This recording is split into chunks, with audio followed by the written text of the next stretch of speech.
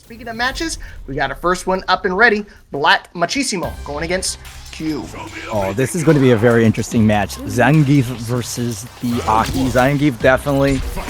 Players have been struggling just to have this character be represented. He is so limited with his tools, and A.K.I is just weird. She a weird chick, wouldn't you say? Okay, well, Q definitely off to the corner combo. Black Machismo blocking the corner setup and just using these normals, and Black Machismo resorting to the drive reversal, which is the only real reversal Zangief has outside of level 2. Q. Oh, falls for the SPD, but unfortunately Black Machismo can't really take advantage of that throw. That's right, Zangief actually has to spend Drive Rush to get any sort of Oki after a command grab. And Q waiting up outside of the grab range, and Q wisely going in, and Black Machismo having to use a Drive Rush for the second time, but lands the overhead. I mean, the aerial airplane. Wow. That was a reset right there. That was not a natural combo, so he definitely could have gotten out of that situation. I think Q was kind of expecting just the string to keep on going, trying to play the keep out options, and I think that's what you really need to do, especially with how low the health pools are. You see right now in burnout from Black Machismo, so he's got to be real careful with how he makes his approach. No longer a factor with the chip damage, but still can get whip punished, and you can see the tip range of the little dagger tips is going to be able to close out that first round here. Yeah, A.K.I.'s crouching light punch is such a long extending button, longer than your average light frame. Right, back to the neutral again. Oh, and he caught him again. Just got to get it within that snake bite distance, and I'm gonna grab you up. You can see trying to bait something out with that drive rush, but no dice, just playing a little bit more patient. And you see parry is gonna be super important when going against A.K.I. It's really going to be how we handle the Serpent Lash range, as you said, Mr. Zangief can armor a lot with Drive Impact. You know, we're not going to talk about that right now. We're going to be using the level 3. By itself, it would have killed, but since we comboed into it, that's why our friend Q is still alive.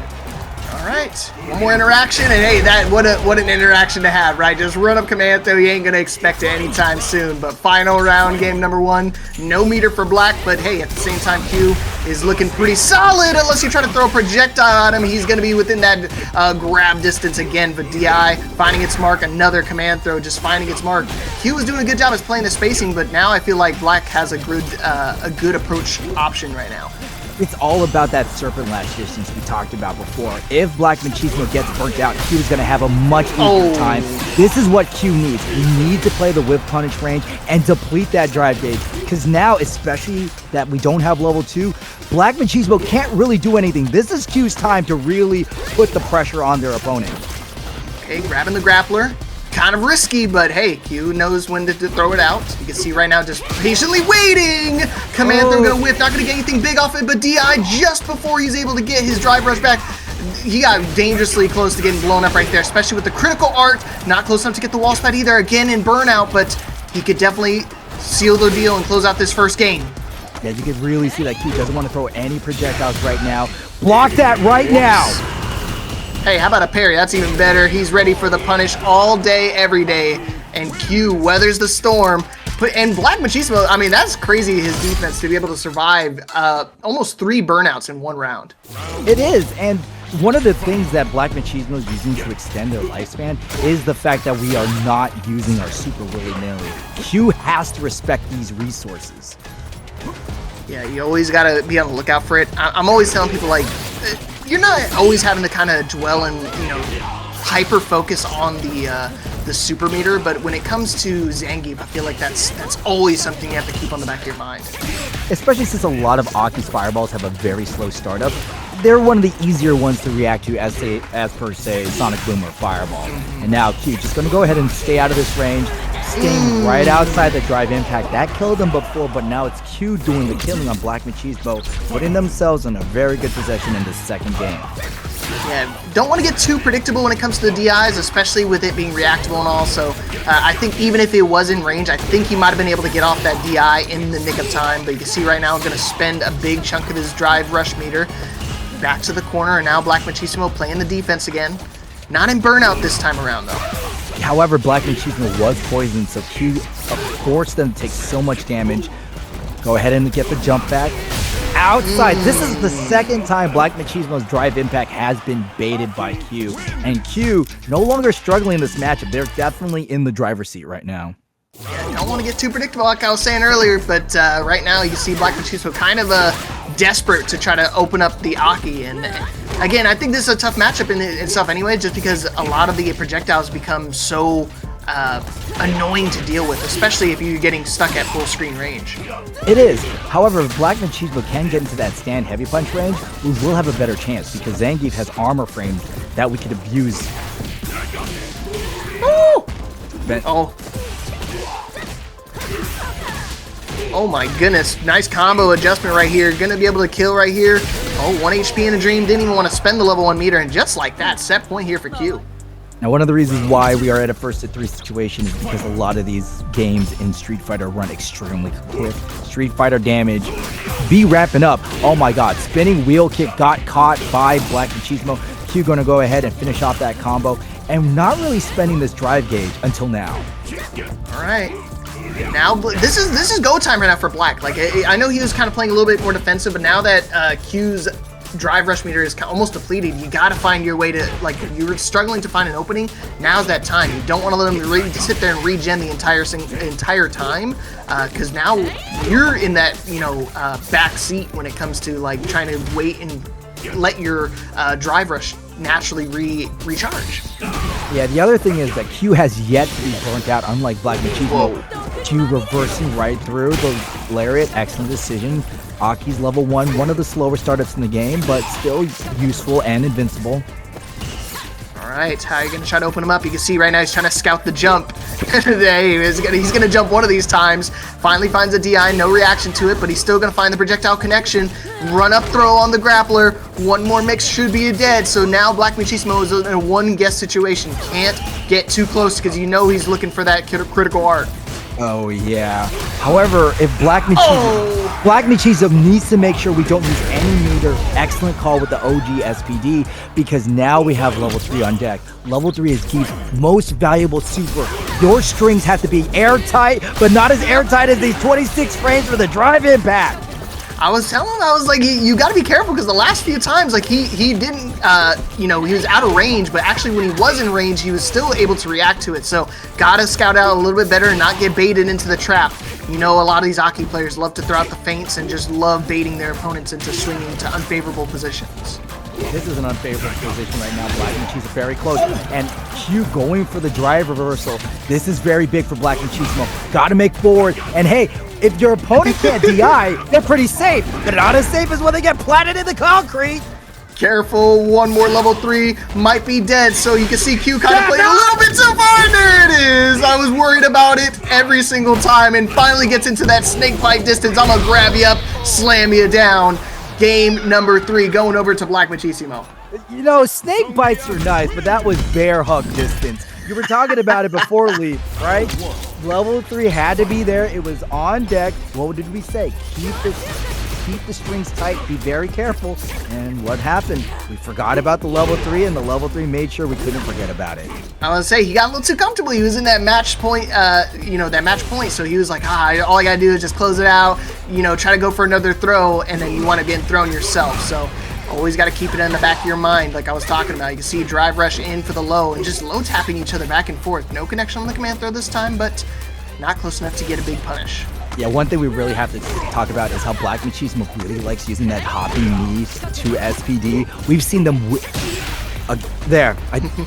we're seeing them whip it at least 3 times, and they probably are confident that Q is not going to be giving them a really big punish. Literally, if you see Geef grab air, drive rush him. Just get any sort of combo. Ooh, DI again, no reaction, just playing a little bit more defensive. Ay, gonna slide underneath. Gotta be careful now, one more interaction could be dead for Black, so Q is just gonna play the distance game and just be an annoying, pestering Aki player, as you should in this matchup. Hey man, be it Tekken or Street Fighter, keep out is an essential form, and that keep out made sure Black Machismo been kept out of that round. Unreal. He's been doing the drive rush in to throw every single time. I'm surprised he's not getting caught out by it, but you see a Black Machismo makes the adaptation. He got the read on the air. I'm surprised he didn't go for an air throw. Yeah, it really looked like Black Machismo was setting up for Porsche Dynamite, and unfortunately for Q, we had a great punish opportunity, but we got more of a Chicago punish. Now Q is being planted, and you'll notice that Black Machismo is forced to use Drive Rush after Command Grab, because that's the only way Zangief can clear a lot of space after that.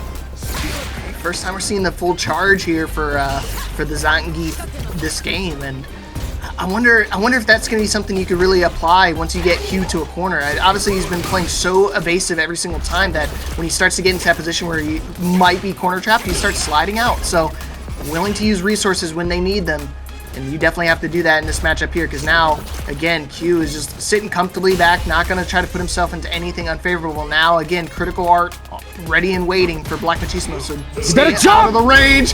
Oh no, here we go. It's like watching there, good. You're absolutely okay with that. And this is what we were talking about earlier. Once Zangief grabs air, drive rushing, the recovery off of SPD is so high. It's all, well, right now it's, oh shoot! Hell yeah! Squid Pope playing the Guile! Yeah! But this is versus JP, which is one of Guile's worst matchups. He's just a better zoner, better reversal tools, better dresser. Bro, that's how you know that was authentic reaction, because you were talking about, yeah, I got paid double my work. It's like, psych, I don't care about that. I care about a Guile on my screen. Guile's the coolest. He does got some nice hair. I know. And Oliver Kiss resorting to the amnesia, and Squid Poke has to hold this pressure. JP is one of those characters. This guy is a walking knowledge check. On top of that, disjointed hitboxes, insane combo potential from full screen. He got it all. Yeah, dude, I was watching it, like, I mean, you're talking about walking knowledge check. I was just like, casually playing this game for a bit, and then all of a sudden seeing in tournament that he had a command throw. I was like, dude, what doesn't this character have? JP is so, like, full of surprises. He also has an air throw. Yeah, dude, I forgot about that one too, man. I'm just like, what on earth does he not have? Like, what? He is literally an anime fighter who just walked into Capcom and went, well, I'm here, deal with me. He's definitely got the exaggerated swagger, right? Because every single time is the moment I lose to him, I just know I'm going to see that same ending scene where he's about to step on my head and does the cool step over. It's like, dude, just finish me off at this point, bro. I can't handle it. There's too much aura on my screen. And wow, look at that. This is how you know Squid Pope knows this matchup. That is definitely a common JP follow-up, is the overhead, and Squid Pope landed level 3, which is, by the way, my favorite level 3 in the game. First game, chat, I just need to know. I freaking love Guile. Perfect. No, I just knew it. As soon as the round started, I knew that perfect was going to be incoming here in a moment. You see, drive rush in, going for the throw loops. We're going to bait it out, but you see one more time for the people in the back that missed it. In the cage, and in harm's way right now. Yeah, we're throwing the spike. This is going to be very classic. JP, okay, now you're burnt out. This is where things get really bad. Squid Poke needs to anticipate the spike timing. No flash kick off of the jumping medium kick. And Oliver Kiss has full drive gauge and is going to go ahead and punish Squid. Okay. He's just going to keep checking him down, go away. You can see now, finally going to come back, got some meter, and now Oliver on the receiving end of the burnout barrage. And just like that, DI to the wall. What's the combo? Bing, bang, boom. Going to spend the level 1 as well just to output some more damage. You can see right now Oliver weathered the storm. Not too bad, mind you. I mean, I thought it was going to be a lot worse, but now actually in the driver's seat, and it comes to this offense, but not going to react to the DI, which means not dead, but it means another interaction for him to survive.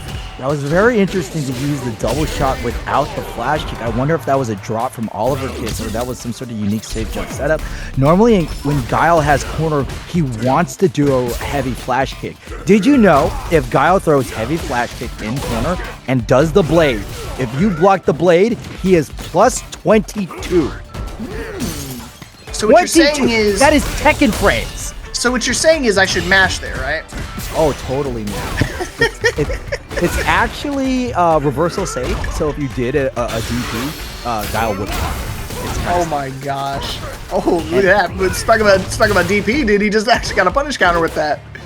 Yeah, that's just because heavy flash kick has so much range, and this is that command grab you were talking about. Oliver Kiss has the spikes, throws out that command grab. That's really a reaction check.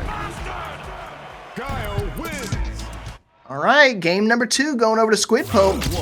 Looking like he's in the driver's seat. Talk about a not favorable matchup for the Guile, and it feels like he's been answering it perfectly every single time. All right. Big one. And smashing on it, this should have the portal. Portal was such an impressive one. Oh, and that's a great call out to the overhead. You can blow that up with DI. But Oliver Kiss has the drive rush, gets the throw, and going to go ahead and bully our opponent with these. Whoa, that was a big call. That was a big call. I thought he was definitely going to press right there. And Oliver, not going to overextend, not going to stick his hand in the cookie jar, so to speak. Was looking for the combo conversion, but not able to find it. Again, just barely out of burnout, and now you can see the double light punch going to be able to close out that round. And Oliver finally getting around on the board. It felt like it's been a while since he got that something to show for it. Oh, back again. You can see going for the mix-up. You got to leave the minefield going. Gonna spend extra drive rush into the super. Give it to him. Flash kick as well for the added damage. Almost in burnout, but it does not matter when he has such a big life lead. Oh, and you can see that Squid Pope walk forward, just drop the throw, and gets the first throw in. Oliver Kiss has it, but gets a drive reversal for his trouble. Back is in a drive impact for drive impact, but drops the combo follow-up. Come on, Oliver, wake up, man. Grab that combo. Kill him here. He's gonna kill him. One more mix. He's just gonna chip him down. Yeah, he had to go for something right there. It was a do or die situation. One more interaction, should be dead. Just gonna go for the EX. Yep, of course, he got to do the EX fireball to be able to close out that round. He was so low, nothing he could have done there to survive except jump and reach for the stars. Game number 3 going over to Oliver. And now, let's see how number 4 goes. Oh man, again, another drive rush into the throw again. And OD Blade blows up the ghost. Squid Poke has it. Go ahead, this is the right side. Oh no! Went for the OD for some reason. Tried to check the drive rush, but Oliver Kiss, backs away. Okay, I think Oliver needs to apply a ton of pressure here, especially considering he's so close to the wall. Yep, direct. Oh, he found a tip range. Give it to him. Full combo conversion. No, he dropped it again. And he's going to retaliate with his own DI. Big expenditure for Squid Pope. That was a major drop for Oliver Kiss right now. And if he's not too careful, he's going to kiss his chances of winning this match goodbye. Oh my gosh, now he's in chip, and now he's in danger of catching the DI, and he tried to press to try to get out of the corner. It does not matter. Set point for Squid Pope. Squid Pope understands this, and that's a great follow-up to drive rush standing heavy. Okay, uses the 6 frames to punish the drive reversal. And Oliver Kiss backing away, puts himself further into the corner, wants to get in that whip punish range. Squid Pope moves forward with the drive impact, blowing up the ghost. Yo, boom loops right to the hard knockdown. Okay, just swinging for the fences, puts himself into burnout, but he does have access to a level 3, so one little hit confirm could mean a big difference here. He's actually going to go for the level 2. Wasn't hit confirm, but he's going to go for the mix, and he's going to catch him off guard. Back to the corner we go. And he's going to barely beat him out when he gets his drive rush back, so I can smell a DI coming from a mile away. He's going to try to bait something out. No, he's actually just going to wait it out. DI, no reaction. No, jumps over it, and that's going to be able to do it if he can get one more interaction.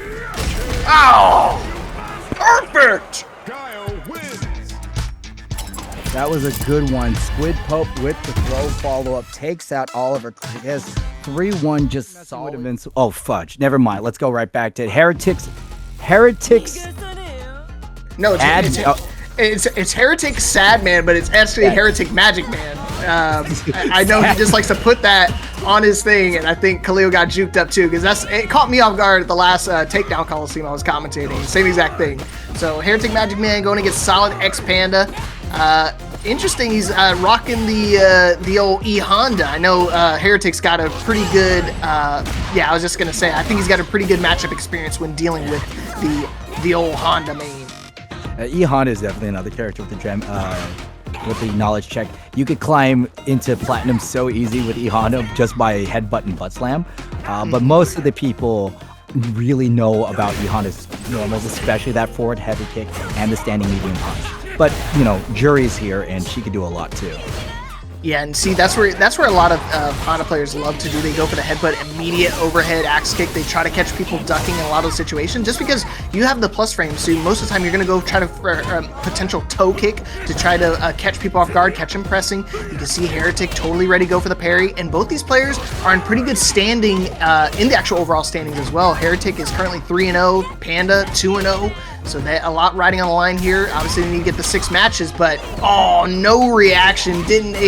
Wasn't able to build up a meter in time to get that DI. But you can see he's going to be able to get it back now. And a big kill for HereticMAGICMAN. Kept him in the corner the entire time and blew him to smithereens. Really shows us why we got to maintain the drive gauge in this set. You rather have drive gauge advantage over life advantage because life advantage can go away within a heartbeat. HereticMAGICMAN forced into the corner, Solid Panda playing the defense. Now this is going to be able to combo because they were able to get the Sumo Spirit buff. See, he's going to try to set him up again, put him in the corner and keep him there. Non-stop barrage. I can smell an overhead coming in the moment's notice. Going for the setup, but he's just going to wake up DP just to relieve the pressure. Staunch that bleeding one way or another. He's got a significant life lead right now. And what do you do when you have the life lead and the drive rush lead? It's just, you're just in a really great spot. Especially since we're fighting at the standing medium punch range, you don't want to get really close to Honda because of the standing medium punch right there. That is plus on block. It is a rather oppressive button, and HereticMAGICMAN should really use... Oh, no. Oh, man, he's going to keep doing it. Oh, he actually got the cross-up right there. Totally ready for it. Not to be able to get a big conversion off it, but he is going to be able to block and get a big punish counter, spending the level 2. Wants to keep the pressure going. Not going to spend a big chunk of it, but hey, you get the plus frames. You get the install. Give it to her. Just going to keep applying pressure. Nothing but chip damage. You try to press, you shall die. Back to the corner. One more mix. Going to try to get him with another cross-up, but he doesn't get caught by the level 3, and that's going to be the round, and that's going to be game number 1 for Heretic Sad Man. It's Heretic Sad Man. HereticMAGICMAN definitely doing an abracadabra, hocus pocus, there's your life be gone. One of the reasons why they went for that level 2 is just because Solid Panda just had no resources. But we land the forward heavy, which is a beautifully damaging combo. And we're in this corner. HereticMAGICMAN gotta find a way to reversal or jump out. Okay. Hey, you know what? Just answer that. It's hard because I don't think Honda has two. Oh, nice, perfect parry right there. Just gonna go for a throw to get back to the wall pressure. I don't think Honda has a really good anti-air tool. So it's one of those things that you can kind of stay a little bit more airborne when dealing with this matchup. Yeah, usually Honda has to either take the sky with jump back buttons or can use standing heavy. Headbutt is, but not when you're sandwiched into the corner. Neutral jump, a great way to answer the E.Honda torpedo. And HereticMAGICMAN, drive gauge doing pretty well, but not. We could go for the kill right now. Yeah, I think you got to spend it all here. Just go for the kill. Easy level 2. Make sure you don't drop this. Wham bam, thank you ma'am. Panda getting another solid round. Boom shakalaka. Panda though, you went for two bars. And remember, the last time that they lost their game was because they had no super in the tank. Oh, another perfect parry for Panda. He's in there like swimwear, baby. I want to see it. Gonna go for the solar power-up. One more big buff, and you're gonna see it's gonna be lights out right now for Panda. Doesn't have a huge life lead, but he's definitely in a positional advantage. Let's go talk about E.Honda standing fierce. One of the reasons why Honda players love it, it's such a good whip punish button, but also when we punish counter, our opponent's stunned for so long, we don't DRC, we just DR, meaning 1 bar over 3. But, well, doesn't matter, because HereticMAGICMAN with the level 2, we've seen this before, but just in the left corner. Man, you're going to see it on repeat. It feels like it's a mirrored version, but he tries to headbutt out. Not going to happen. Back to the corner you go, old man. Big damage incoming. Not going to be able to react too much, but he does get his burnout dealt with. How is he going to fight his way out of the corner now? And that's the answer. He's not. Oh, he dropped the combat. Is going for the reset. Wanted to try to go for a level 1 out situation, but hey, we still got the round. All tied up here, second game. Yeah, crouching media punch. Here, this is what we were talking about. Check out the drive gauge. We only used 2 bars, and we got our opponent into the corner. Magic.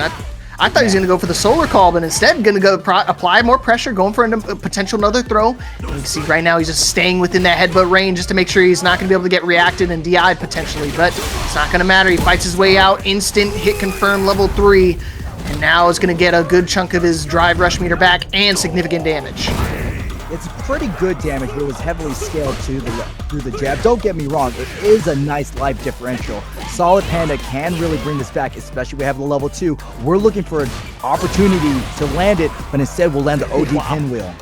That was crazy. He can't believe he spent it all right there. I mean, he was in death's doorstep, and he said, you know what, I'm not going to answer. He's still, and he does it again. Now he has critical heart. If he's able to get one more hit confirm, it might be dead. He's in dangerous range right now.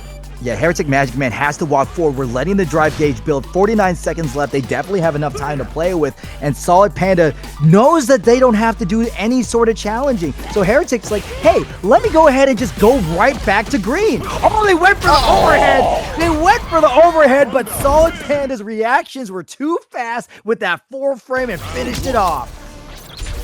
Amazing work. Amazing read right there. Panda tying things up right now. You can see right now, it's a kind of even matchup. I know MAGICMAN definitely has the knowledge when dealing with a lot of these Panda players, but Honda players, but Panda is definitely a unique type of player. Definitely Honda is large enough to do 2 cleft cannon.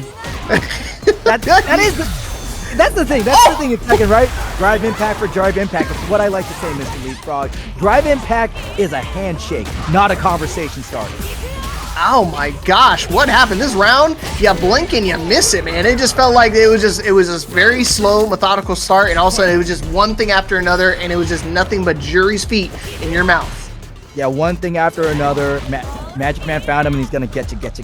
And that's just because of the standing heavy punch.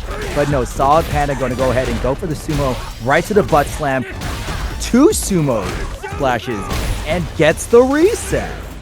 Ooh, I thought he was going to go for call for the sun, but he's actually just going to wait it out, play a little bit more patiently. Both of them have access to level 3s, but is anybody willing to use it? I know if Panda can get one little light confirm, he would definitely try to close this out. You can see right now that he's hunting for them ankles. He wants more of that feet. And right now you're going to get it with big overheads, big combo conversions right now for Heretic. I don't think he spends a year, but maybe, yeah, I was going to say, I think he just goes for reset. One more throw loop. Oh, he baits out the throw, not able to get the big punish off of it, but he's going to get the jump back. Punish counter. Jump back is always a good option when you're fighting an E.Honda at half screen, just because it answers both drive rush and headbutt. All right, but can you escape this headbutt? Can you escape this corner this time? I know Heretic's been doing a good job of just doing the jump outs to kind of alleviate the corner pressure. We can see Solid immediately jumping in retaliation with it on this approach, just to kind of avoid that from happening altogether. And a perfect KO from Panda. Almost 10 seconds, dude. Crazy work. Yeah, you're really just rolling the dice at that moment when E.Honda is close to you. You can see that Solid Panda has been using these lights to stop their drive rush early and using the level 1 just to shove MAGICMAN all the way to the screen, but MAGICMAN reclaims that space with the pinwheel. I want to say one little pinwheel and he's right back into it, which is crazy. Normally the Honda's the one making the approach with like EX headbutt or something like that, but you can see Heretic totally confident in his playstyle. Despite being a round down, he's fully confident in his ability to close the distance. Okay, here we go. Big jump in from HereticMAGICMAN closes us out. This could be the end of the set. Solid Panda, you can see how they like to just down back. Whenever you see an opponent down back like that, they are telling you, I am here ready to do anything that you throw at me. All right, back to the constant loop. Gotta keep an eye on the aerial approach. You can see right now is going to dash in with the drive rush. I don't know if he's going to spend. Yeah, I was going to say, I don't think he'd spend there. I think he wants to try to save up for a potential kill situation, and this is going to do it. Gets the reset, luckily, and able to close out game number 4, and takes us, of course, to the 5th and final game. This is going to be really big. We could also see that Solid Panda has significantly more MR than HereticMAGICMAN, meaning that at least on online, they've been playing a lot more matches. So maybe this experience is starting to show its face. I say that, man, but there's been times I've been seeing a significant gap between MR and the LP, and sometimes it just doesn't matter to these guys. They just play so confident, and I think confidence is really key going into these matches, because you can see right now, despite Panda being in burnout, he is in full control of the offense. Gonna answer back with a random DP, but now one more interaction, tries to go for the toes, not gonna happen. Get away from me, big man, not gonna touch me any way, shape, or form. And now Heretic back in the driver's seat, back on set point. That neutral jump is an excellent way to stop a lot of options, especially since it's grab immune. Solid Panda has been rolling the dice with the command grab, and finally it rolls up Snake Eyes. Ooh, all in the headbutt to close the distance again, and now in a really precarious spot. We've seen this time and time again, and just like the DP, it's been replayed over and over in their minds. Gotta fight his way out of the corner, and it's not gonna happen, potentially, unless he drops the combo. Still has an opportunity to bring it back, but at 1 HP, he's got a monumental task to perform right now. Oh my god, here's the question, will HereticMAGICMAN, they're going for it, Leaf. This is a very gutsy move, because if we don't win this round, we will be down. Oh, but I think these bets are gonna be paying off in dividends. Here we go, craps, baby. I'm telling you, man, bringing it back from the grips of death. Slay the Spire. I paid $10, and that's the game, and it's one of my most played games on my phone. Also play Slay the Spire. It's amazing. I'll say it's a close second, but still a good one nonetheless. But finally back in action. It's been a minute, but hey, we're seeing the Bogart on screen, the Ken Masters. I've seen this matchup once or twice on Fatal Fury, believe it or not. Yeah, it's basically Terry versus Terry without his hat. Oh, I feel like that's gonna be us in the future. It's gonna be like Captain No Fun and then Captain No Fun without a hat. Yeah, exactly. You're definitely the one with the hat, Leapfrog. All right, crack shoot in. Oh my gosh. Yeah, Snake Trails not able to check the drive rush. Terry Bogart has a pretty good drive impact just because of how far reaching it is. Very similar to Kim and Kitsune. Peppering these crouching mediums and Snake Trails wisely buffers in that DRC to get out of that corner. And this is why Ken is so good. Side switch combos. Yeah, I think he was waiting for that one opportunity to get it out, and you can see right there the Jin Ryu kick's going to play a big factor into this matchup because he doesn't really have an option that can really interrupt it, especially with how slow his retaliatory moves are, but he is going to be able to close out that round. He was baiting his time, and despite being in burnout, still able to close out that first round. Yeah, well, I mean, once your opponent runs out of life, that's it. And Snake Trails missing the drive rush, that's exactly what they want. Typically, when you're seeing opponent parry at full screen, they whip the drive rush. I know, because that's happened to me. I was going to say, you sound like that was spoken from experience, my friend. Oh, you know it. One throw. Are we going to get two throw? No, we're going to whip out that. And look at the Ken privilege right there. Even though we missed the timing, because we did OD Tatsu, we still managed to close it out. I was just saying, he didn't wait for him to land and still got the connection on it. That's why I love Ken Masters. Yo, what's up, Rel? Welcome into the chat. Oh man, crack shoot takes care of the crouching medium kick. Definitely a great button for almost every character in Street Fighter.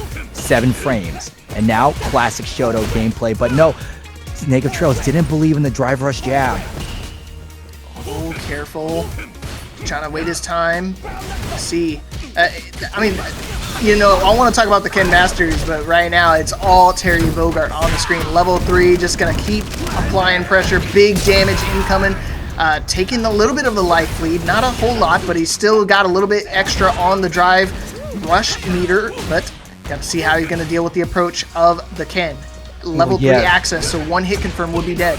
Oh, we didn't fully cancel out of that target combo. That target combo, I believe, is -16. So we usually have to use crack shoot to stop it and make it safe. And Kitsune Twilight made sure to punish that deer. By the way, your average, when things get bad, we're looking at around 7 to 9 frames. That's when most characters could land a heavy. Okay. And, you know, 7 to 9 frames, that sounds like tiny compared in Tekken terms, man. I mean, we're talking 10 frame jabs for stuff in I was about to say, yeah, you guys got 10 framers. Our jab is 4. Yeah, see, that's like lightning fast. So that's why it's impressive to see so many of the Street Fighter players make their change over to Tekken and look so dominant. My kick. Oh, get blown up. If you want it, if you see Ken Jinrai a lot, drive impact is good. Meanwhile, Kitsune Twilight falls victim to the drive reversal. That's just because Snake realizes that Kitsune is burnout and drive reversal will just stop it. And there you go, and that's going to be able to take the round here, especially with access to full meter. Not going to have to really use anything besides a level 2. Well, I was thinking he's going to be able to just do a level 1, but I think he wants to guarantee close out that round. And SnakeofTalins trying to get the second game here. Yeah, that was a wise investment. I think that is definitely a instinct that I need to break myself, is to actually use my meter and not do it one time for my one combo. All right, trying to make the approach. I do want to make note of these two names in particular are so like cool. I love Kitsune, Twilight, and SnakeofTalins. I mean, yeah, these are both very creative names. SnakeofTalins does sound like a name that would pop out in Call of Duty after he killed you. You know, oh, 100%. You've been sniped by SnakeofTalins. Oh, that's like the name of the entire army, right? See, the Call of Duty campaign devs should have went to these guys for the names of like the organizations, because both of these organizations would have been a badass name, just like that badass crossover attempt. Yeah, off of the hard knockdown from the drive rush. Fully cashes in with the uppercut. Jin right to the low end, and great use of the slide tackle, rising tackle. SnakeofTalins. Rising tackle. Oh, he grabbed him out of the DI. Are you kidding me? No, actually, that's a very optimal decision, just because throw is, I believe, 5 frames. It's a 5-frame throw, and in order to respond to DI, you need 26. You have 26 frames to do a button. Unreal. That is crazy work, but I mean, definitely some good reaction right now. That's something that you only going to get from the top level Street Fighter players. They're going to be able to react in a moment's notice and see the drive impact, and instead of trying to retaliate with their own, just going to grab them out of it. And not a grappler, by the way. Oh man, unfortunate punish. SnakeofTalins threw a sweep, but Kitsune Twilight did not really fully punish it, and this is going to be really bad. SnakeofTalins 2 jabs, double one, right to the Tatsu to put him close to the corner, but jumps into the corner, but 26 for 26. And now, here's the final 6, making it 6-6-6 as SnakeofTalins puts their opponent in the dirt. Devil magic happening right now, but nothing magical about this. Just easy right work to the corner. Gonna keep him there. Just a little low light punch confirmed just to be able to get that round. Not gonna be able to DI in time anyways, but he's still gonna be able to get the Jinryu mix up here into the corner, spend the level 3, and this is gonna do some monster damage for SnakeofTalins. SnakeofTalins mainly doing that to rebuild the drive gauge as well. We got some great positioning too. I really think SnakeofTalins should just hang back and let Kitsune Twilight do something unsafe, such as that mid-space crouching medium. All right, one more hit, and he's just going to go for the trade. He'll take that any day of the week. 3-0 victory for SnakeofTalins. And he's looking pretty solid here with the Ken Masters. They get a lot of, hey. Yo, KenCritical. What? Hey! Hey, I've seen you before. Hey, I know this. Show me the M. Show me the M. There it is. Modern there it is. Ken. Let's talk about this, right? Everybody likes to crap on modern controls, and you and I call those people idiots. No, it's just like, it's another way to play, and it opens up the avenue for interesting things, and really just makes you realize how much you take the opponent's slow reflexes for granted.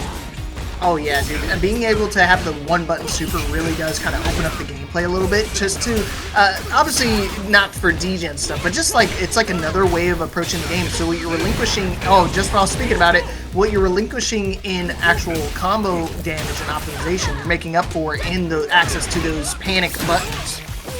Yeah, and here goes KenCritical. Unfortunately, they're going to be falling to the level 1 right from Dream, puts them in a bubble, and that's going to be the first round in the set. Remember, we are in the ladder, so we're making history, folks. All right, Dragon Lash, we did decide to challenge. You don't want to do that. Heavy Dragon Lash is plus on block. Don't be throwing buttons, okay? And KenCritical classic Ken follow-up. And even though we tried to drive impact the Jinrai kick, KenCritical though puts the brakes on but doesn't fully complete the combo. Alright, you can see Jinryu kicks is going to finish it this time off the hit confirm. Not going to finish it again, just to kind of apply the mix into the Shoryu Reppa.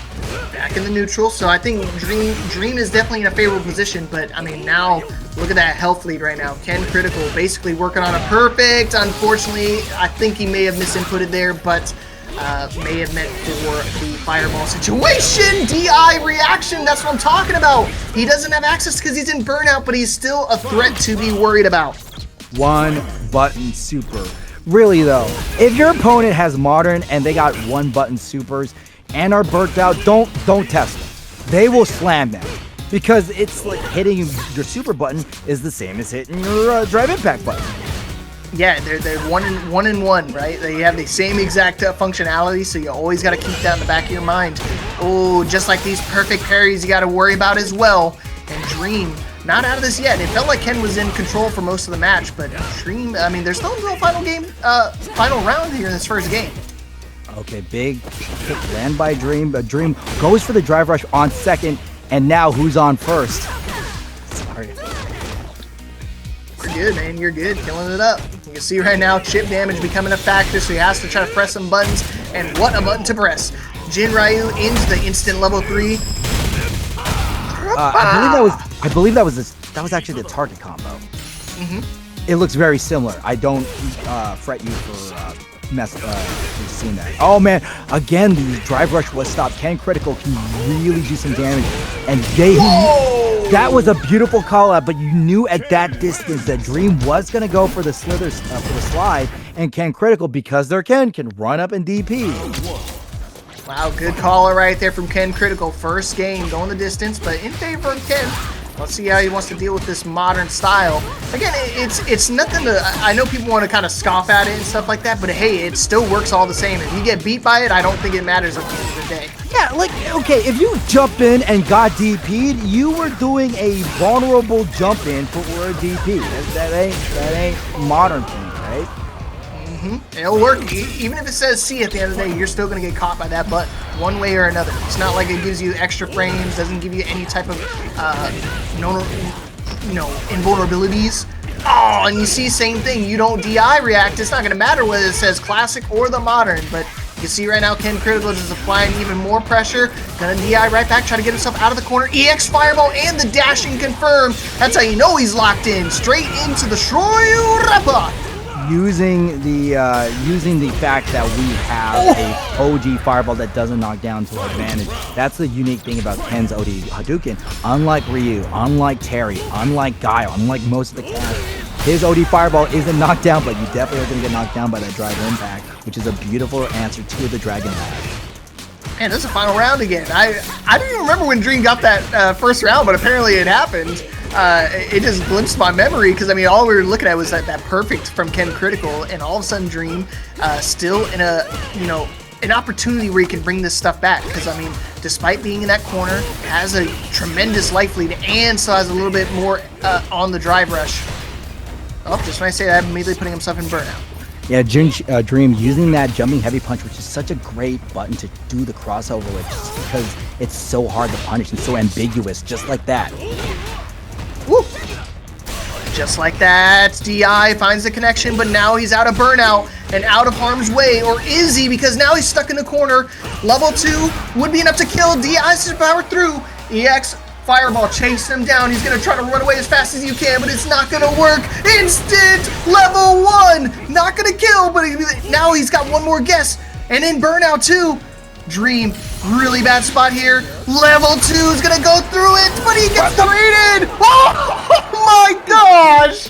The antics, Aki antics. Level 2 was so good. Even though you got clapped by the fireball, because that one special does have an ultra low hurt box, you're able to duck below it. It's killed me so many times. And that was the quickest clip I've ever seen, Khalil. Holy crap. I was definitely going on Twitter for that one. And you can see KenCritical not happy about it. Gonna try to apply a little bit more pressure, but Dream, full drive rush meter, in a pretty good spot right now. Despite being in the corner, just when I say getting throw looped right now, just gonna be able to battle his way out with the buttons. Now we have a side switch throw from Dream. Dream does not get the whip punish. Drive rush under for the show. You can no punish on the whip throw right there. Dream is getting away with some critical errors. Oh, yeah, I love what he did with the nameplay there. Oh, another level 2 gonna dash through him. and it's gonna be death right there at the hands of my daggers. And again, it's a very reminiscent start where he starts off Dream taking the first round. Every single game he's won that first round, but he's got to find a way to keep capitalizing and close out the second one though. You know, Ken definitely a lot hungrier on the drive gauge this time, putting Dream, forcing them to use their bar to slide out. And Aki's slide out is rather unfortunate because you're out of the corner, but you don't really get any Oki advantage. Yeah, it's just a good like get out of harm's way button, and I like how they balance it enough so it's not like a universal approach tool too. So it's just where you get them out. Yep. Oh my gosh, what is going on, man? This is nothing but Dream this round. I was talking about he's got to find a way to close out the round, and he's definitely going to do it the right way with the level 2. Now taking a 2-1 lead here in this matchup. And despite how well Ken's been doing, Dream just has an answer for every situation. Well, it's one of the reasons is that Dreamchuyito is winning the drive gauge war. KenCritical does get the initial advantage, but even when we have the corner, we don't burn ourselves out with a lot to gain. Alright, oh, I thought he was going to try to go for the EX slither underneath to try to close the distance, but this time he's going to go for the aerial overhead into the EXTP. The answers from Ken has been working out in his favor. Now he's just got to find a way to maintain pressure into the corner, because every single time he gets him there, Dream slithers his way out. Right, but this time KenCritical, notice how KenCritical is starting further back, anticipating that slide and standing in the right place where he Nice! Can. Go ahead. That was perfect, dude. That was perfect. It was, and also I like the use of the OD lash just to add a little bit extra make sure you're dead. Right, almost 2 bars a meter here for KenCritical. So you always got to worry about the Jinryu. Could be a big damaging combo. He's still going to be able to dash in with the drive rush. And the DI for DI. Rock versus bigger Rock. And you know Dream's going to be able to react to that every single time. Now, Ken in the corner with burnout. What are you going to do to answer out of this? Well, Ken has to hold it tight, goes for the super, but because of the spacing from the slide, Dream was able to get a beautiful whip punish, but still, we get a little greedy, but that's still not too bad because Dream has so much life and KenCritical not able to punish it. Again, dude, he keeps baiting him into throwing that fireball. Even if you throw the EX version, you just don't have the frames to react to the instant level 2 from Aki. And now Dream on set point. Dream gets the first though. KenCritical on death's door. We are at the set point. KenCritical needs this round, but gets caught by the drive reversal, busts out with the light kick, and forced to use the drive rush cancel. But look at that throw, dude. All right. Trying to keep him in that corner though. That's the ultimate answer. Like, you want to stay at a distance where you can catch her if she tries to slither away, but at the same time you don't want to give her so much space where she can just naturally walk out. Gonna just instantly wake up level 1. Doesn't matter what he pressed at that point. As long as he pressed, that's all that mattered. Drive dash into the low, confirm, and now it's gonna hit with the throw loops. One more interaction might be dead. He's gonna catch him with another low. Jinryu kick's not gonna be able to kill, and he's gonna answer back with some more buttons. Watch this movie, son, as he's gonna close out the set, close out the game with style. Ay, Dios mío, what a great confirmation from Dream. They don't have the modern in their name, but they definitely guarantee the finish to those combos. I hear a match. Dragalia versus Matikanetannhauser. Matikanetannhauser? Oh, this is the name you're talking about? Well, this is easy, bro. It's Matikanetannhauser. Matikanetannhauser. See? You got it. Easy word. Easy word. Oh, is this Paragon? Oh, he's actually Paragon? Hold on. We're going to Twitter for this one, son. Versus Dragalia. And Dragalia opened up with the dive. Okay, chat, don't encourage me with stupid cartoon voices, please. Because it's either I'm going to do this or I think, oh man, FGC Hank Hill would be hilarious. But no. Dragalia rushing in with the lights and Tannhauser going, oh, big button. Hey, see, why would you go and do that now? Yeah, God dang it, Akuma. You gotta go do the drive impact now. Now you lost the Oki, okay? Oh, this is Max Ninja. Okay. It makes sense he's playing Juri. It fits his his character perfectly. DP not gonna work out right there. Oh no! Hey, drop for drop. It's a homie drop right there. One more mix for both these characters. Oh no! Well, I don't know if he tried to parry or tried to do something there. Got caught by the fireball. Okay, here we go. Forbidden King to handle FTC2. Okay.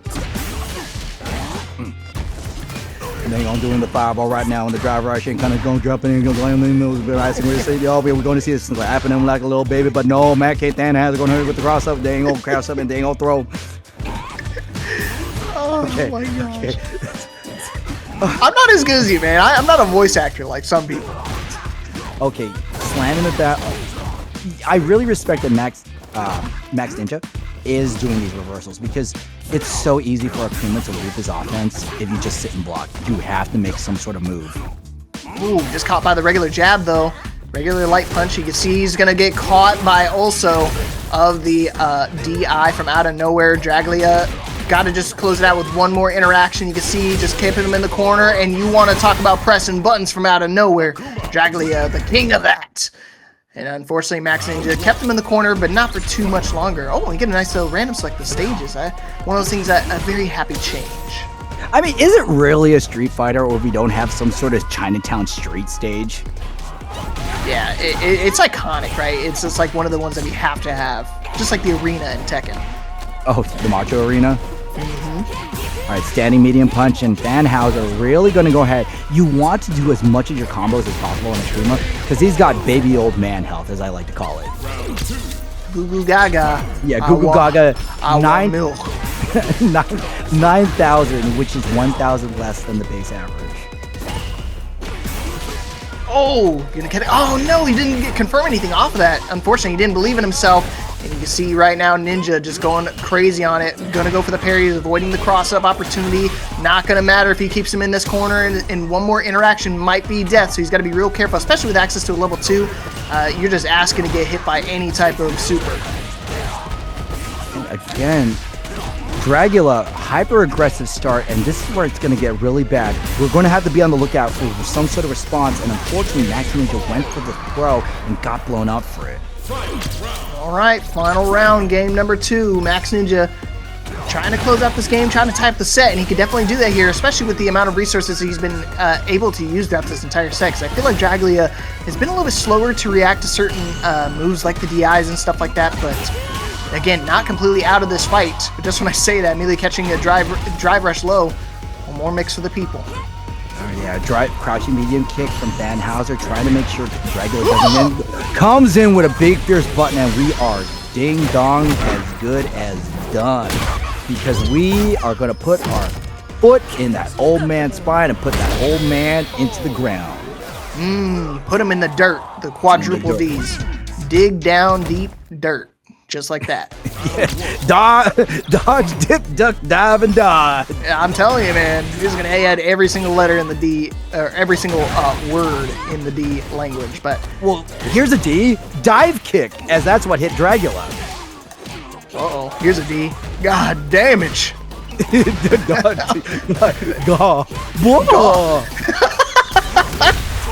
Oh, the tray! Oh man, he actually was able to tank and armor through. But he's got to be careful. He's in a really bad spot. And he said, "Oh, that's a great idea. I'm gonna armor straight back at you." And now Max Ninja is looking pretty solid. Definitely guilty of that, where somebody does something to me. Oh, hey, that is a good thing, and I'll do it to them, but much worse, and get punished for it. Yeah, that's the one thing. Like sometimes you do it in retaliation, just like as like a jump start to your memory. But then sometimes they're expecting it the moment they throw it out. Because they're like, okay, I'm just gonna throw it out, bait him into throwing it out himself. It's one of those like layers of offense that you really gotta applaud some of these players in doing. Oh man, that's a big whip DP. But unfortunately, Bay Area punish on Dragula's side. Okay, I'm gonna try to get out of the city with this one. Yep, instant level 1. Not going to kill, is going to put him into a one-guess situation. Parry's looking for an opportunity to get out of the corner, and this is it. One little low, he drops the combo and immediately goes for level 1 again. And look at that, tie game here. 1 round apiece, 1 game apiece. Yeah, Dragula is just making the most of these dropped opportunities from Max Ninja. Max Ninja is doing good job of keeping the offense going, but just suboptimal moments just let them die. Yeah, gotta tighten up a little bit. Not something you want to give your opponent too many opportunities to make a retaliatory comeback, especially off of a combo that would have been dead. It's really got to hurt your mentals. Let's see if he's going to drop it this time. No, going to spend it all into the level 3, and you know he's going to the social media page with this one, Khalil. Oh yeah, this is going to be really cool. Old girl Juri had a E.I, ow, right to Akuma. Just like that, man. Max Ninja back in the lead. He said, I didn't drop the comments, reset. Okay. All right, the American reset.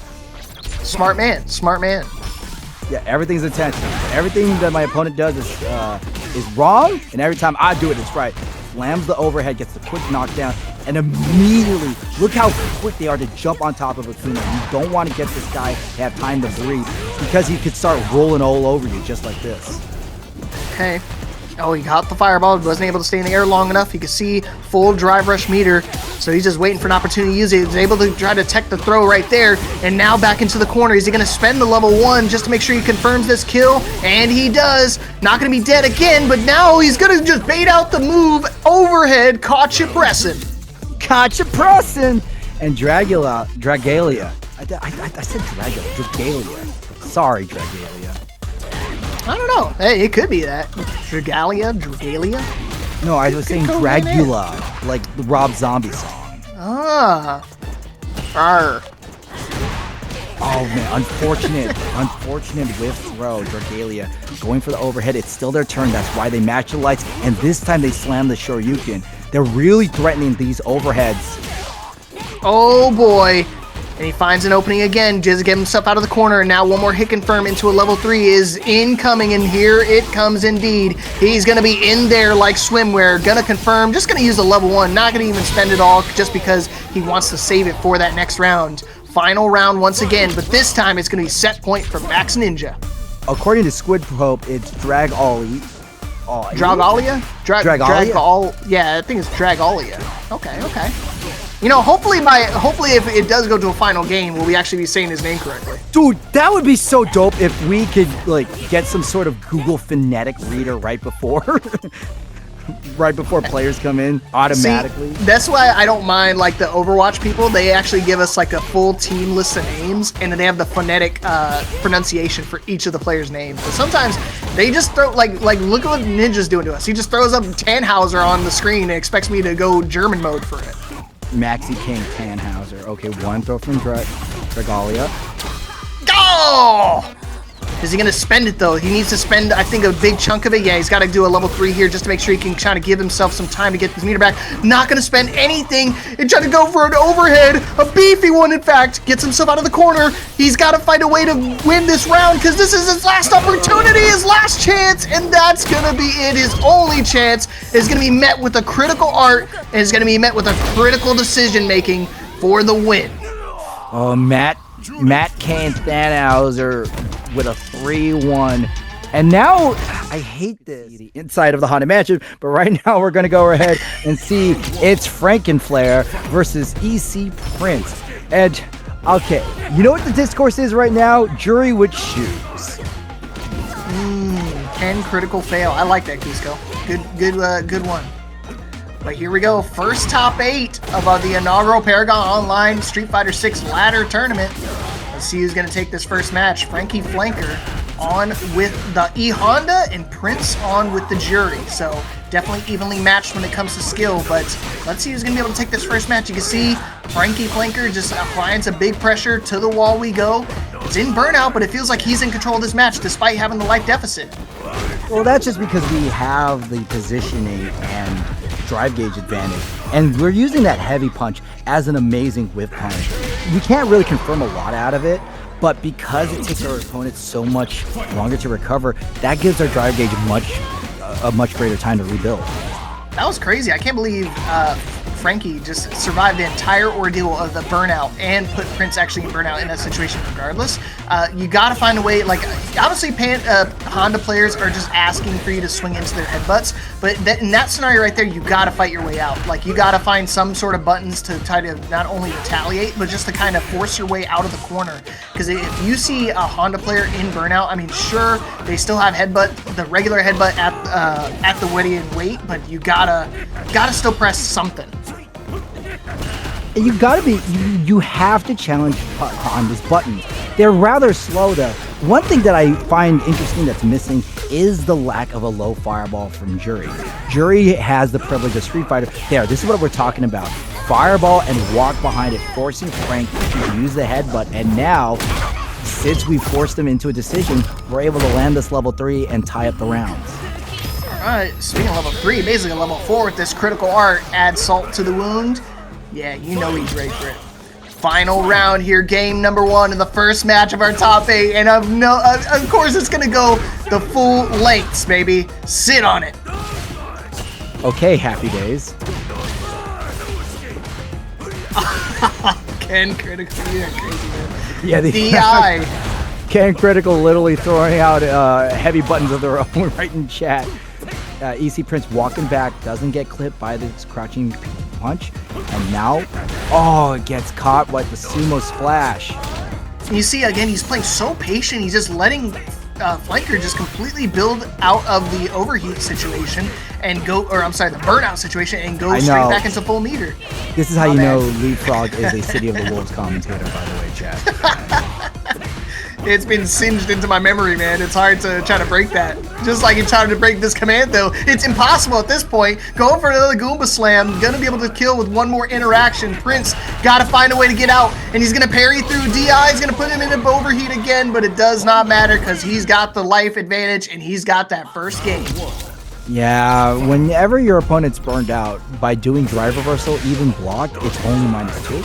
But you don't want to be pushing any buttons after it for this very reason. Goes for the command grab and Frankenflair. That's how it is, right? I think it's Flankr, but I mean, Flankr. I'm saying that. I like the flare though. I think Flankr is just doing such a good job of standing at this medium punch range because we can threaten so many options, especially after a drive rush. At this point, I think by the third game again, you're gonna have a completely different name from this. Meaning like Lanky Flare Frazzle, something like that. FFF. Oh man. All right, FF, right? There you go. FF hooray! And Prince. Perfect FF parry, baby. Yeah, the P stands for perfect parry. All right, and Prince gotta go for the perfect parry, right? Drive rush medium kick is a pretty good button for Juri. We aren't incredibly plus, but it is rather long reaching and is only 0 on block. Woo! Parry through, trying to get out of the situation. Caught him again with another command. Make him to the corner, but again, it doesn't matter. It feels like he's in burnout every single round, every other interaction, and it still finds a way to get out. But I think Prince is definitely going to press the advantage this time. He's definitely going to press some buttons. Got to find a way to close out this round, though. DI is going to try to power through, but unfortunately, he's out of range. Going to the skies. One more mix might be able to kill it. He still has one more install, but I don't think he's going to have any opportunity to throw it out. We gotta use a level 1 right now to close it out. Frank better be very careful. That was our time to use the level 1. This combo, Juri should be able to survive it. It's not gonna be too bad, but it's gonna hurt a lot, especially since the critical art. Very rare do we see the Honda critical art, but it's such a cool one. Watch this. Here comes Big Man flying at you. Flying at you. One more interaction, and he's in burnout, so he could definitely catch any type of chip damage. Would be enough to kill, so he's got to be real careful. He just gets it back now, so has an opportunity to bring it out, and the dive kick from out of nowhere. And now Prince is actually in a great spot. Final round here, full meter, 3 sticks of butter. How are we going to use it? Well, we can't be using it to make tortellini. Ooh, I did make that for dinner. Oh, whip punish off the standing heavy, gets the knockdown front. It's so close to being burnt out, but now Prince is placed in the corner, but Frank already burned out. No use of the drive reversal. We go for the head stop instead, and beautiful whip punish with the torpedo chase. Dude, you're going to catch him every time with the overhead, dude. And you saw we had tortellini for dinner, but what's for breakfast? Okizeme on the wake up, trying to find a way to close it out in burnout once again. It's just never going to stop. He's in burnout every single situation of every single match, but it doesn't matter because he's in the driver's seat of the offense and driving his fate. But he's got to find a way to close out this round and take that 2-0 lead. Yeah, Prince, though, still has the meter. It's anyone's game, but we have to start jumping at least. If you could sense a command grab, just neutral jump. We've seen it. Flankr has been a fan of drive, rush, cancel button to command grab. So just start showing the jump. Even if the jump is stuffed, you're at least telling your opponent, I am willing to jump, and you must deal with it. It was like a deer in headlight situation. I felt like Prince had good control with the Juri. It just, again, he started to play a little too patient, starting leaving him, let him get his his overheat, or his, god dang it, the burnout, get himself back into some meter range. But you can see he's actually swapping over to the Viper. First time we're seeing this this tournament. Yeah, absolutely. And this is a very high intense execution character. People are saying that their fingers are hurting with these combo trials. All right, let's see if we can make it work. The Juri wasn't finding any success for him, but he's going to try it with the Viper. So let's see if Flankr or Frankie has some matchup knowledge with this one in particular. But I think at the end of the day, it's still going to be the same approach, same game plan. Headbutt for the win. And drive rush cancel to command grab. Every time Prince wants us down back, well, we get thrown just like that. We're trying to go for the judo choppy, and that's something you have to really worry about too. His overheads are actually probably one of the better ones in the game. It just really sets you up for some dangerous interactions. Headbutt just to close the distance again, and you got caught ducking. Not able to get anything big off of that time, but caught him pressing with some buttons. Now he's got the install. How he's going to take advantage of the flames while you're hot. Max Ninja, by the way, is tweeting that they are proud that we couldn't pronounce their new name. Perfect. And at this point, I think Frankie is going to be tweeting out here in a minute too, if I keep calling it out correctly. Yeah, Flankr. Prince, so close to being burnt out. You know Flankr just wants to throw the headbutt, and we throw the OD headbutt just in case it adds that extra damage to really get the chip kill. But no, it landed properly. And Prince diving in with C.Viper, preps the charge, but no, eats a sumo splash for their trouble.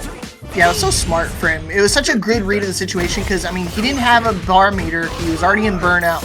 And, yeah, he's already in burnout. So at that point, it was just asking to just try to close out either with a DI or some sort of big OD button. You see now Prince actually in control of the button, in control of the corner situation, but caught him with the DI again. Got to be careful on the approach. Just asking for one more interaction, not able to go for the parry this time. Caught him with the cross-up, and now in a really bad spot. One more hit confirmed, could go into a level 3 and could be dead. Headbutt galore, going into the throw, slam him down, and wham bam, thank you ma'am. That is going to be game number 3 for the Frankie Flankr. Taking it. And thanks for joining us. And hey, our other Zangief player, the masked KUSKO, he's been tearing it up a lot in the TNS section versus Dream. We've seen this match before with, again, it's going to be this range, and masked KUSKO calls out the kick. That's because a lot of Aki's best pokes, standing medium kick, chicken kick, are kicks, meaning Geef can reverse them. And the thing is, we saw Dreamchuyito a little bit earlier. I believe they were playing against a different, was it Panda or Honda? Yeah, they were playing against Panda's Honda.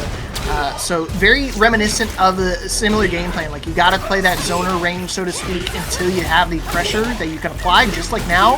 And he's just taking full advantage. Look at this combo, golly!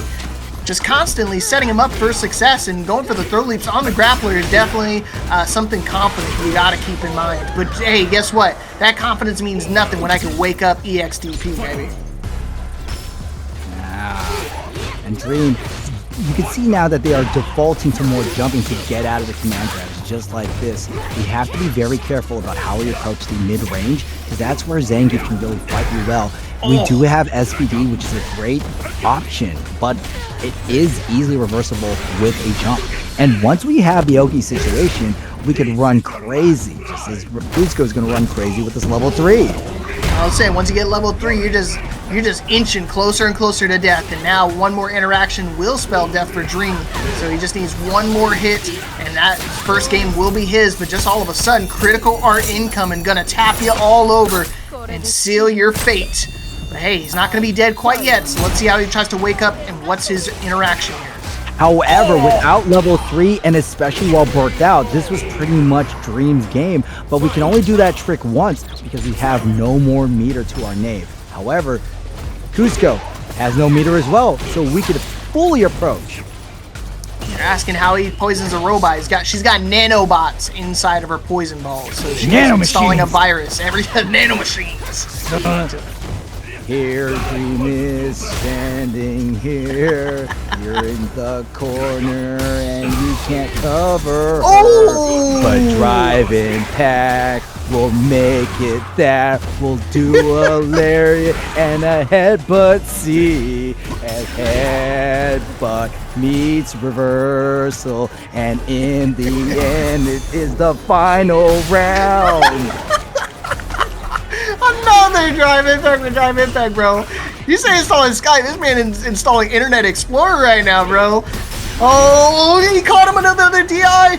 One more interaction for KUSKO. It feels like Dream's been in control, but man, KUSKO just finds a way to inch his way out, but hey, never gonna inch your way out of this. We saw one level 3 earlier. How about one more for the people that missed it? Instant replay, instant death.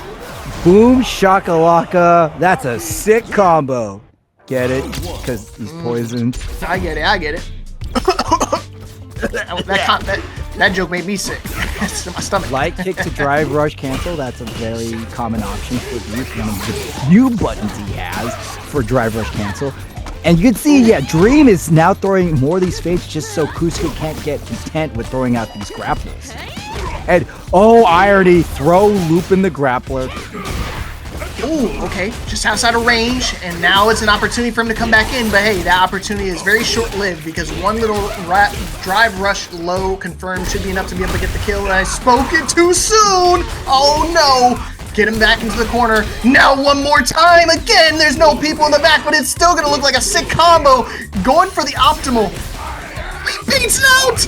No way! Brought it back from the brink of defeat. Mass KUSKO surviving by the skin of his teeth, and you know Khalil's got that button on lock. Instant and do you know why KUSKO was able to survive that? This is a tribute because Geeth has 11,000 health. That extra health actually saved him. Hey man, it's the Hirata care, man. I know we're in a different game, but it cares through all avenues and all universes. And just like this one, it's gonna matter the most because he's got a significant life lead right now. And you whip in front of him, level 3, baby. You better get that button ready again. We're going downtown to Pound Town. Wham bam, thank you ma'am. Game number 2, all tied up for the masked KUSKO. Shakalaka, he's in the dirt. Just straight ostriching this chick, man. Just trying to keep her in the ground, but let's see how he goes into game number 3. Oh, dude, ostrich? I never heard that one. I really like that. Oh no! Oh no! The game stopped! The game stopped! Oh, is it the game stop? Oh, dude, my cat jumped on my keyboard at the same exact time. I thought I caused this rip. No. But it's okay. We are so back. We are so back.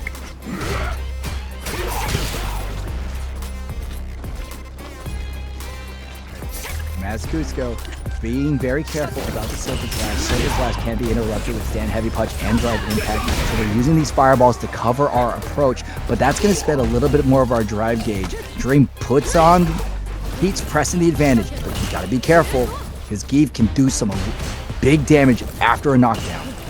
Okay, you see right now, he's trying to bait out the parry. I mean, you've seen it a few times before. Every single time, wow, that was an unreal call out right there. And here's another call out. And he's ready for it this time. But as well as saying, Dream has been doing a really good job at calling out the parry attempts from KUSKO because he's been trying to use the parry to try to mitigate some of that poison damage, but it comes at a risk, right? Because now you're susceptible to getting run up and thrown. Not to mention, parry to nothing just drains the drive gauge more, and Mass KUSKO is very close to being burnt out, and this is what Dreamchuyito is looking for because if we could burn out Zangief, we can really make sure that our next set of offensive maneuvers are going to go uncontested. So this will burn out, but Dreamchuyito has to be absolutely careful because the level 3 is on deck. Yeah, so you want to be, we were talking about it earlier, I call it C.Viper. It's obviously the bear hug. The last thing you want to be close enough is to be bitten by the bear. And he's got some massive teeth, some massive pecs as well. See how he makes the approach. He's going to catch him with the airborne, and he's going to hit confirm into the combo. Good call out, good read from Dream. Just going to wake up DP.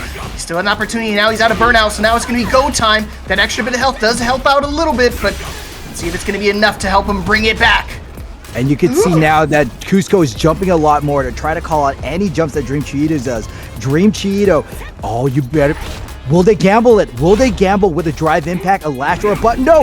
KUSKO just takes care of the mental frames and lands the SPD. What? Level 3. I can feel it in my bones. You gotta be careful. One more hit is gonna be doing it, so he's gonna try to avoid poison damage as much as he can. And the little low tap to be able to close out the round. Dream taking the lead here in our set, but KUSKO, he's making it a pretty tight battle, dude. It's definitely neck and neck between these two. If you're KUSKO, you really want that knockdown. Because when Dream stands over you for Oki, you get slam headbutt and deplete that drive gauge like mad. So Dreamchuyito playing it smart. Even when you're not landing hits because your opponent's getting poisoned. Oh my gosh, dude, he had triple dash in for a command throw, but it's still out of range. Dude, she's too slippery. Never gonna catch her, and you're just gonna keep catching these big buttons. You could tell that Dreamchuyito has been in the training mode, but Scoop challenges the drive rush with an SPD? Okay, he's good. He went for the low the first time, goes for the overhead the second time, able to block this one and get the dashing command. All right. Big damage, but he needs one more to try to close out this round, though. Dreamchuyito wants to infect the poison. Drive rush in! Too far away, and you will accept the daggers of defeat. One more round for Dreamchuyito to eliminate Damasked KUSKO from the tournament.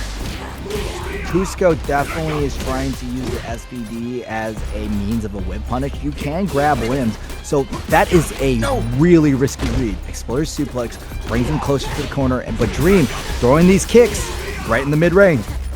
Okay, in burnout situation, but he's just gonna raw buttons to interrupt. He's got to find a way to try to close out this round. I think he's gonna try to do it dry. And by dry, he doesn't want to use any type of resources. He wants to save it for that final round situation, but that's the thing. You tend to get a little too greedy with some of these rounds and try to save it. It may cost you, especially with the critical art as well. Monster damage here for Dreamchuyito. But again, KUSKO still has the opportunity to close out this round, especially with full meter. Gotta just do something here. One level 1 will do it. One of the reasons why Dreamchuyito used that level 3 was it was just long enough so they could get out of burnout. And nice! KUSKO playing it patient while Dreamchuyito too impatient for their own good and loses that. Yep, and that was a costly loss right there because Chuyito does not have any meter going into this final round here. KUSKO in the driver's seat.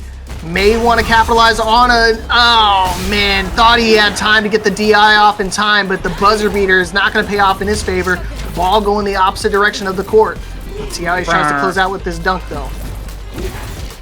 Went for the anti-air and KUSKO. Nice! I don't think that was the right button to be using for Dream. It could have been a, what a confirm off of the low normal. Okay, that's what he needed. Because again, there's no other rounds here. He's got to try to close out right now. I think if I'm Dream right here, I'm definitely trying to go for this win. Obviously, in every situation, blocks the DI. Gonna be able to get a punish counter. Gonna be into another level 1. Still not gonna be dead, but KUSKO, he's just waiting to get in range. You can see he's looking for it, and he's gonna catch him with the drive rush low, and that's gonna do it and seal the deal for KUSKO out at 7th place. Dreamchuyito. Hilarious is Maxwell Smart. There's this great clip of Maxwell Smart with Vincent Price. I love it. But SnakeofTalins coming back versus the Oni's own Don Mad. That's gotta be a smile. Or DomaXD. DomaXD, right? That's good too. Dude, that's got a 6. That's not I like that one more. I thought it was like Duma and then like the XE, like no, is it DomaXD? That'll be sick. I think it's just Doma. Damn it! No, it is Doma. I like changing it up a little bit. We'll change it to DomaXD. Domax versus SnakeofTalins.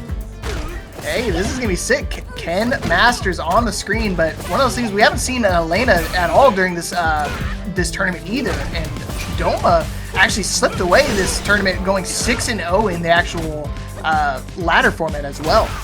With Elena of all people. SnakeofTalins lands the Dragon Lash. Dragon Lash is such a good button. It can plus unblock and it crushes lows. All right. See how he makes the opening here. You see SnakeofTalins definitely confident in this matchup. As well as interesting things. I didn't think that not a lot of players are confident in this Elena matchup, but I feel like SnakeofTalins has been doing a good job of it so far. Well, one of the reasons is you're Ken. If you're Ken, you don't need to be worrying about what the other person does. You're Ken. They got to worry about what you do. Exactly. I can just press buttons. It is a modern Ken, but it is still a Ken nonetheless. And you see right now, Doma doesn't care if it's a C or an M up there. I'm still going to blow you up one way or another. Yeah, it's not a C or an N up there, but it's going to be an S for super art victory. You know, that whole mentality of I could just press buttons, you got to deal with me. That's the Anna Williams mentality. Oh, it's the Eddie Gordo mentality, bro. You got to use your feet. Use your feet instead of any other option, right? Find the approach one way or another.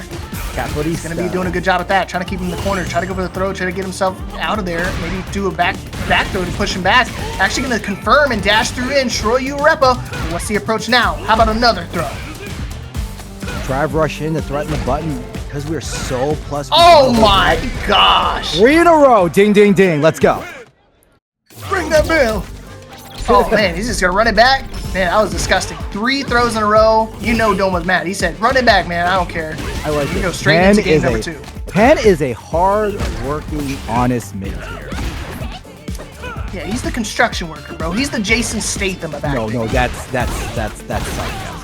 No? Oh, okay, my bad. No, nobody says Ken is a mid-tier. Come on. That's like the Jin Kazama man going, I'm playing neutral. No, you're not. No, you're not. Uh-oh. Yeah, what you are going to be playing is the banjos, because you're about to be dead here in a moment. Well, not the banjos. What am I thinking of? What do the Irish people play? Bagpipes. Yeah. Banjos. Yeah. I was like, that's what's playing in his mind right now when you want to play again. The only banjo song I know is doing banjo. Bagpipes are Scottish? My bad, Prime. Thank you for checking me. Geographic checker in chat right now. Yeah, you got knowledge checked. I lose that 50-50 every single time, just like Doma is right now. SnakeofTalins is doing a phenomenal job at keeping Doma in the corner, just by finding his way out of there, but you see the Ken Master's way. You just drive rush in, you can find your way out. Not going to find a connection, he was trying to look for a hit confirm, but it is going to put him in overheat, so now he's susceptible to chip damage, which could be death here in a moment's notice. Oh, no, you can really see that Doma was going for drive rush uppercut to extend that range, but this is going to be really bad for SnakeofTalins. Okay, I'll throw a little view. Just DI, man! What are you doing? Just DI! Oh, no! No, he's so worried about playing defense, bro. Well, it was also that Doma was very cognizant of how SnakeofTalins had level 1, so if they threw DI, SnakeofTalins could have used level 1 to kill them. So this was a roundabout way to get the kill. Yeah, a checkmate situation, right?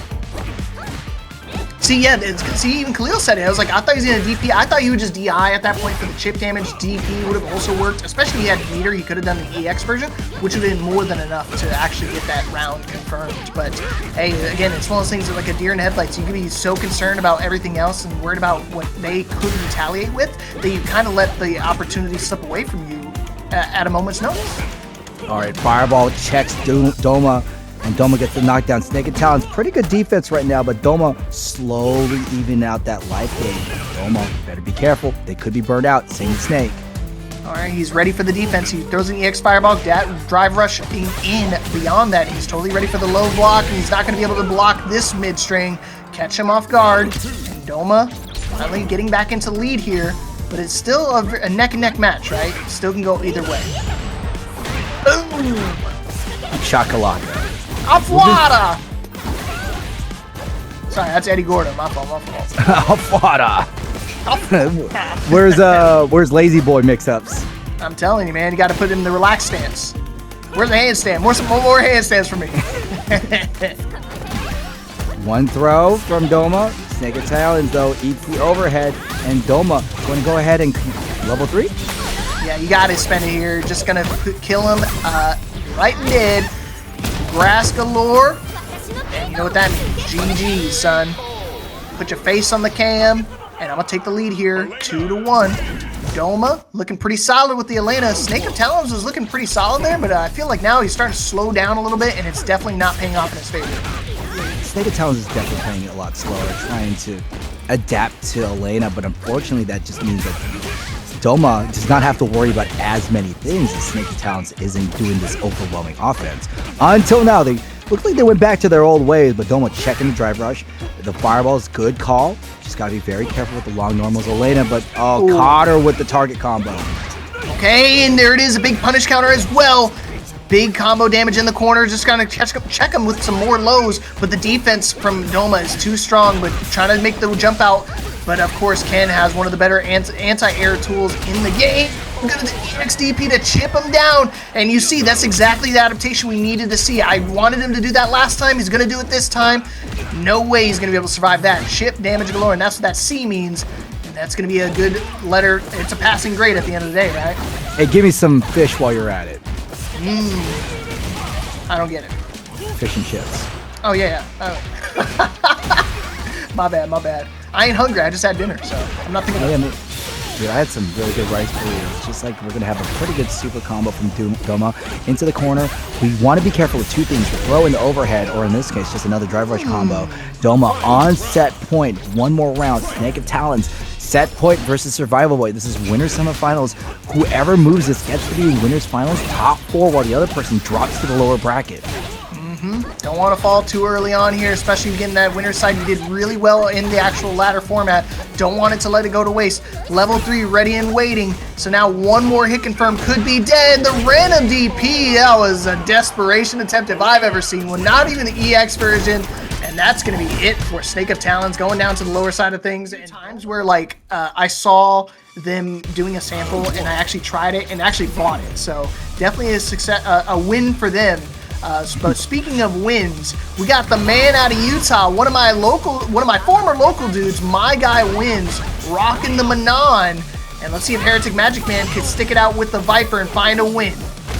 Oh, but myguywins playing Manon, which is another tricky character to fight. Lower in the bracket, but we've seen the power she has thanks to players like IDOM. myguywins obviously aiming for the medals, but she has some really good normals. Stand medium punch, jump heavy kick, but HereticMAGICMAN has those Viper combos. Yeah, I thought he was going to be able to block there, but he didn't catch it. Must have just caught him off guard right there. But yeah, definitely targeting the medallions as much as he can. You can see already 3 stacks going to the second round. So even if he loses this round here, he's going to be in a good position to be almost at level 5, ready for that final round if it goes the distance. But I think the way that myguywins is playing right now, he's definitely looking at that winner's mentality. 4 stacks and ready, and he's just asking for one more hit to be able to close it out. Crazy choice of customs, but hey, you know what? I'm gonna let the man cook because he is cooking good. Good neutral jump to stop the super, and we'll get the throw as well, and that's gonna put myguywins 2-0 first game. And he was ready, man. That's what I was talking about. He had 5 stacks, even if he lost that round. I think Heretic recognized the Viper not going to work immediately going over to the Juri. And you better be quick, Khalil, because these guys are going straight back into the game number 2.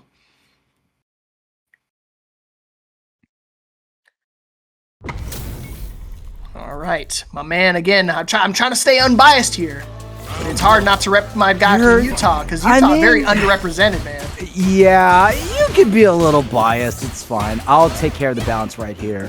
HereticMAGICMAN looking to see if we have more success with the Juri. Went for the standing heavy punch for the whip punch with the long lives of Manon, especially the ones that move it forward. Caught him. You know, Khalil, at the end of the day, at least Tekken does one thing right with the spectating. That's the only thing, even though it takes 10 years to get back into matches. But, Command throw again. He's ready. Oh, and there goes the second one. I just knew it. It's one of those things I've seen it before. I don't get to commentate all too many Street Fighter events, but when I did get to do them in Utah, I just saw myguywins just looping those command throws like it was going out of style. And you saw right here, it just happened again. 4 stacks and ready for round number 2. Heretic's got to find a way to stop that bleeding right now. Well, we're going to have to let gravity do their work. And one thing about when Manon's at 5 medals, that means her grab will do 2,000 damage, as much as a super. Yep, I was going to say, that's like a quarter of your life bar. So you got to be really cognizant of what your approaches are. And you can see right now, myguywins is very cognizant of what damage is going to be done right now. With this level 3, we're going to do the dance of death. And you, sir, are going to be the encore. The entree. Speaking of entrees, man, he's eating good right now. 2-0 lead for myguywins, living up to the name. One more, and he'll seal the deal and move on into winners finals. Okay, one throw. myguywins, going for the jumping medium punch kick. Really good option. Threatens both neutral and standing jump. But HereticMAGICMAN, neutral jump, stops the throw. Woo. A nice little anti-air check. I think Heretic's doing a good job now. I think he's trying to keep him in that corner. You got to be careful not to get perfect parry, because then you know what that means. It's going to be an instant command throw, instant stack on the board. And Heretic finally, I think, playing the right distance where he can kind of avoid getting grabbed up, but still being controlling the offense. You can see a very dominant round here. He's got to keep that going. That's the thing about Manon. She doesn't have a good reversal outside of super. So you gotta dog her, because outside of drive rush, she's cooked. And I saw that HereticMAGICMAN using the crouching medium punch to stop the drive rush, which is a great button for Juri. It even does anti-air in her taxes too. You're definitely gonna get taxed, man. It's the French tax coming at you. Oh my gosh, I can't believe you didn't get connected by that, but he's gonna be able to get himself out of the corner, right back into neutral, and right back into my loving arms. Or feet. Right? Yeah, loving feet with the level 2. And myguywins, finishes off with the standing light kick. Another great button, kind of reminiscent of Ken and Akuma's light kick. It's pretty good. Spaces you away and keeps you relatively safe. And the neutral jump doesn't hit, but that command grab will. All right. Set point here for myguywins. Can close it out right now, but Heretic trying to change fate, and he can definitely do that with the throw loops. Oh man, that was a good call right there. Not able to find the perfect parry timing, but he is going to find the perfect reaction to this level 3. Nothing but spine snaps. Oh yeah, you're not going to the beach. Instead, you're going to the hospital after that one. HereticMAGICMAN gets the first game on the board, 2-1. This could either be the beginning of a reverse 3-0 or the last gasp of someone's winner's run. All right, and he wants to try to bring this back and definitely try to hit the reverse sweep. But it's going to be a daunting task, especially when you're dealing with the way that myguywins plays this Manon. He's already got a stack on. Wants to try to keep it going, because you've seen it time and time again where he gets 4 stacks on this first round, and it looks like it's going to be very reminiscent of the same exact situation. One more command throw would most certainly spell death, so Heretic's got to be aware of when to make the approach. I think he's going back to that perfect safe distance before that he was finding success with. And I like using the double light kicks to just stop any matching attempt. HereticMAGICMAN gets the jump back stopped. Nice! And this is really bad for myguywins. Bringing it back. One more round here for Heretic, and it'll be a tie game. myguywins still not out of this yet, though. Still got to worry about that magic little number below their health bar. It's just going to keep growing and growing with each and every command throw you find a connection with. Got him! Oh no! Danger, danger! I see 4 and I see one more. Well, 4 is the number of death in Japan. Oh god. Oh, death for who? Death for you or death for me? Oh god. Oh, standing like that, right to the head, confirmed. So this is going to put myguywins in a very good spot. Even if they win this round, they will be in a prime position. HereticMAGICMAN, close it out right now, please, Yep, please. spend it. Okay. I thought he's gonna have to use a level 1 there, but he's gonna be able to close it out there. I guess it didn't matter regardless. It would have gone to the game to him anyways, but bringing it back 2-2 now. That's why I tell you can't play with your food. You gotta close it out. And the final game we go. Who's gonna take it here and move on into winter finals? myguywins was in the driver's seat, but Heretic now seemingly in control of this matchup. We went from France to Korea with this one. HereticMAGICMAN had all the momentum, and with punches, standing heavy kick with a standing heavy of their own. And HereticMAGICMAN jumps back, anticipating some sort of grab. And look at this. myguywins can't get out of the corner. Yep, no matter what you do, no matter what you try to answer with, not going to find an option. Going to use the level 1, trying to think this is winnable, but the only thing you're going to be met with is the sole of my boot. Set point now for HereticMAGICMAN, trying to complete the reverse sweep. Brought it all the way back from the brink of defeat. Let's see if he can use those feet to get the win. Yeah, I knew I was. It's either you like that one? I like that one. It was either, bring a defeat, use the feet, or bring defeat with these feet. That's oh, hey, how about these hands? How about these throws? Command throws galore. But hey, one little opening is all Heretic needs, and he's going to fight his way out of the corner. Dangerously close to the burnout, but myguywins just needs to try to find a way to capitalize on it, and the only thing you're going to capitalize is this W as HereticMAGICMAN completes the reverse sweep. 2-0 means nothing to me when it's a first to 3, and Heretic moving on into winners finals. What a great performance from HereticMAGICMAN. We talked about this. Kind of wait and see whatever SnakeofTalins does and respond to it accordingly. Right. Let's see how he deals with it in this matchup, though. And again, I think out of all the matchups for Ken Masters, I think this one definitely is a little bit easier to kind of deal with. But then again, I have been surprised in the past by certain, both Zangief and Honda players that can be so creative with their approach. Ooh, he's going to be able to parry the whole Jinryu string, but not the end of this one. He's going to go for Fireball just to close the distance a little bit. Pretty close to burnout for both of these, but looks like Frankie is going to be able to get himself out of the corner. Can't really test a Ken main like that. And SnakeofTalins, this is one of the reasons why Ken is so good. He's able to open you up and confirm so much. Flanker, though. Will we see a level 1? No. Instead, Sumo Walk, trying to get for the throw, but the drive reversal, great answer to it. And oh no, SnakeofTalins a little bit too egregious, but steals their turn. They managed to steal their turn off of the level 1.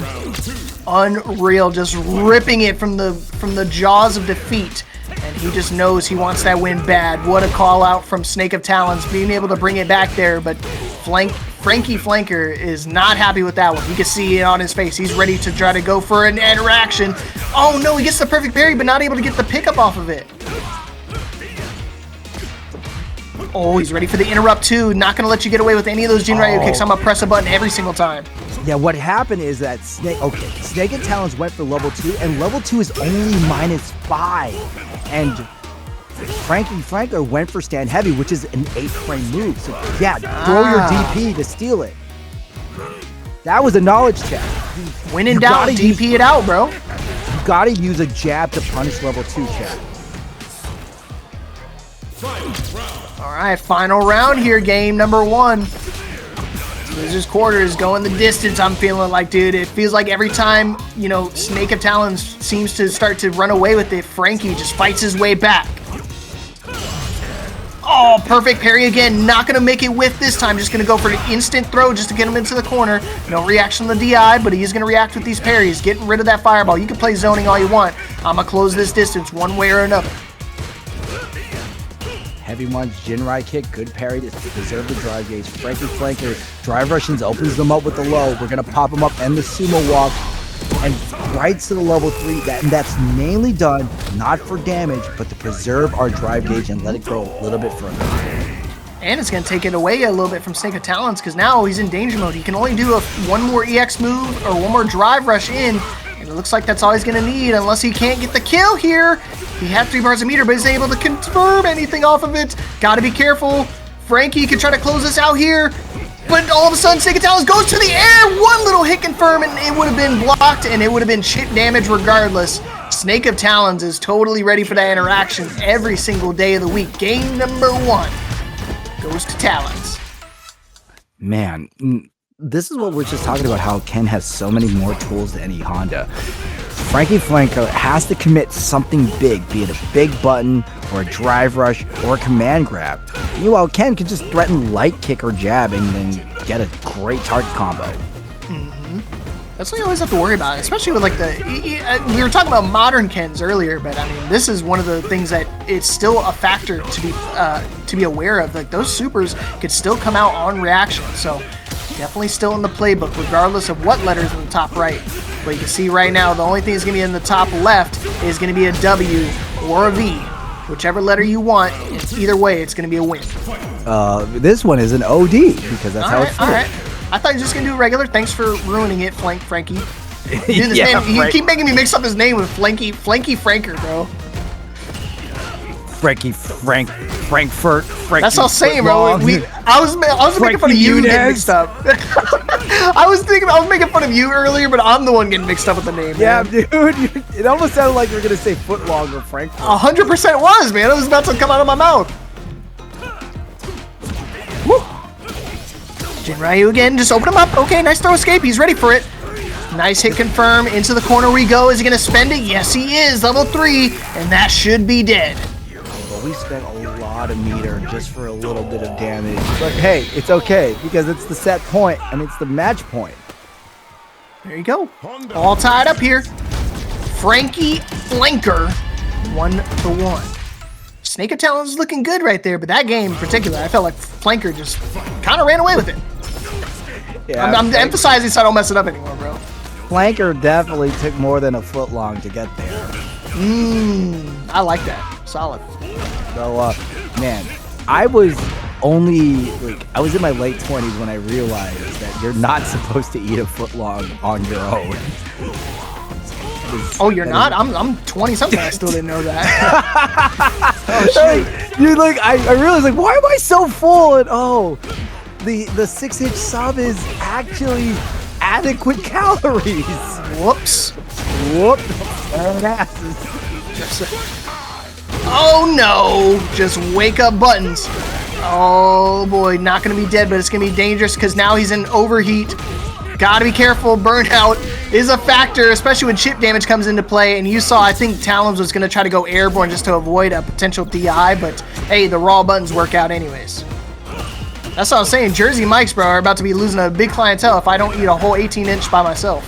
Dude, I had Jersey mics once. I was not impressed. I think I'm more of a Quiznos guy. I'm more of a Jimmy John's, but I like the occasional Jersey mic. Okay, drive rush in with the low medium. That has definitely been Flankr's button of choice off the drive rush. SnakeofTalins hasn't been guarding their legs. We should use the level 2. That's some Street Fighter 3 super right there, man. That was his most popular super in SF3, so I'm glad to see it here. Yeah, and what's crazy is only a level 2 as well, because I mean his level 3 is even sicker, man. I love it when you get the critical art too. You get to strike the match off the floor, bro. That was the one thing I was like, when I saw the level 3, I was like, yeah, you know what? This is my character. Ken Masters it is. It's also where he just yells one of the coldest lines in the game. Sit down and shut up! Sit down and shut up. Okay, added some country in Ken Master's name. I'm telling you, man, I'm gonna make it happen. But to pull out the Texas version. All right, level 3. I like it. This is going to... It's not going to almost burn them out. A lot of FrankeflankR's supers have been more to preserve their drive gauge as opposed to putting their opponent in a worse situation. Oh, he's in the corner. And he's going to stay there for as long as he can live. And I don't think he's going to live very long here, Captain No Fun. He's just going to fall. And now he's down in a bad spot, falling 2-1. Still has one more opportunity to try to bring this back, but he cannot lose another game. Otherwise, his tournament run is going to end right now. Especially losers quarters. Losers quarter is pretty far in the bracket, especially after the top 8. Oh, this is going to be pretty bad. Frankeflankr lands the stand heavy driver, punish counter, and went for a jump setup, but nope. SnakeofTalins ready to threaten that DP. Woo! He's gonna be threatening something. It's nothing like a gun, but it just hits just as hard, right? To the corner we go. One more interaction could be dead, especially with the assistance of a level 1. Gonna actually interrupt out of the air. He was hoping maybe for a Goomba Stomp, but it's not gonna happen any other way except SnakeofTalins trying to bring it back. You can see the reason why SnakeofTalins has been using the jump medium punch to answer the sumo splash, and that's just because he doesn't have to worry about crosscut DP. It's a more consistent answer to the special. See, that's something I noticed too. Like, it's one of those things when people tell you like a nice little anti-air is going to be the DP, but again, you have to worry about just being too close to the opponent and actually whiffing and putting you in a disadvantageous position. And the only thing disadvantageous is not being able to block any of these strings or any of these moves, including the Shoyu Reppa. Shoyu Reppa is his ODDP, by the way.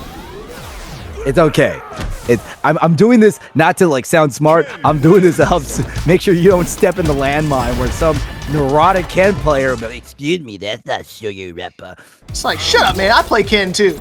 I still don't even know my own moves. It's actually really cool how in Street Fighter 6, a lot of the moves that were supers have been moved to OD moves, which kind of represents the character's mastery of their own techniques. Like, oh, I don't need to use a whole bar of super to do this anymore. Unless you're like me, then I just use super every time I get a little low confirmed, just because I get greedy with that. Like, yeah, I did a super. Leapfrog, you just scaled your super by like 6. It's like, no, I don't care. Optimize, bro. I hit it. Okay, all of a sudden, Frankie bringing it back, bro. Wait. It's Shinru Reppa for the ODDP? Oh, is it? Or are you telling me what the super is? Because I thought the super. Yeah, see, that's. Oh, there it is. Thank you. Because he said. Thank you, Prime.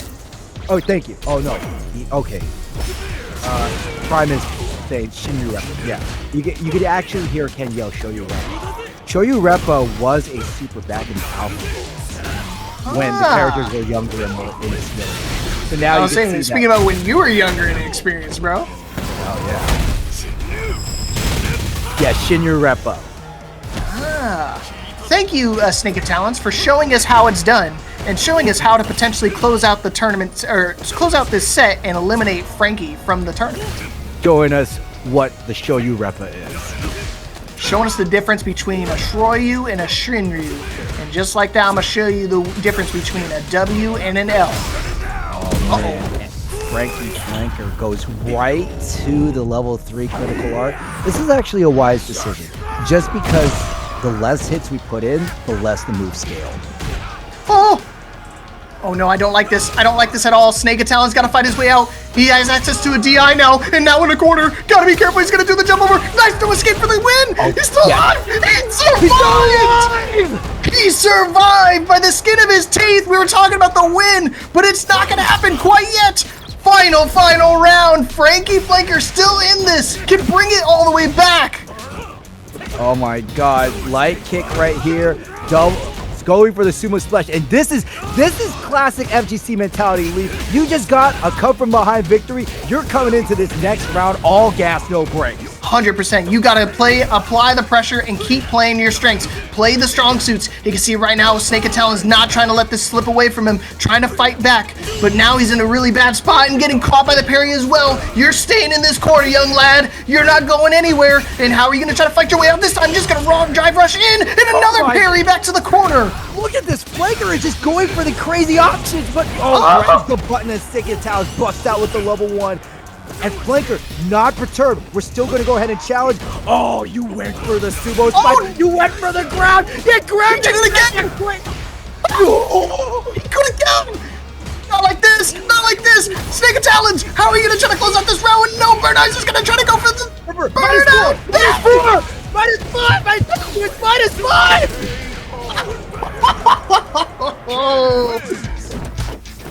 Oh my gosh, unbelievable!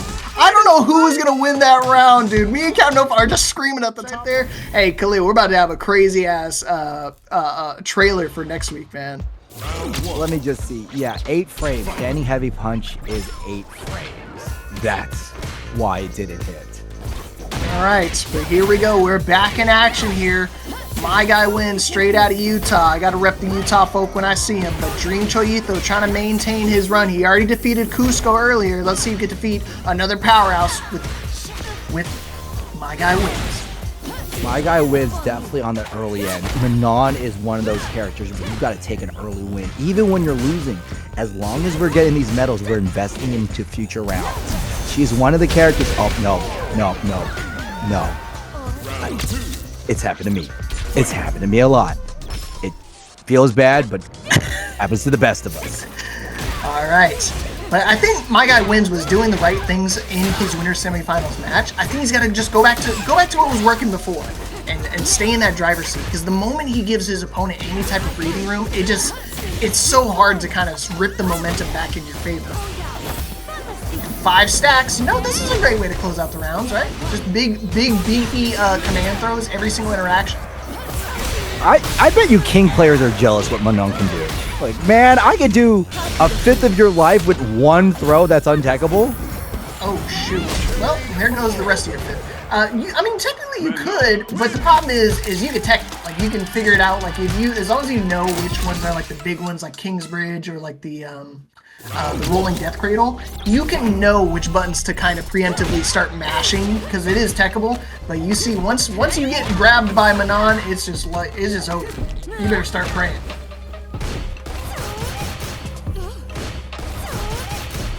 Now Dreamchuyito defeated KUSKO with the longer limbs of Aki. However, Manon has some pretty long limbs too, so this is going to be a lot more even the poke game. Chihito is going to use a lot more trickery and chicanery. Oh, that's not the button we really wanted.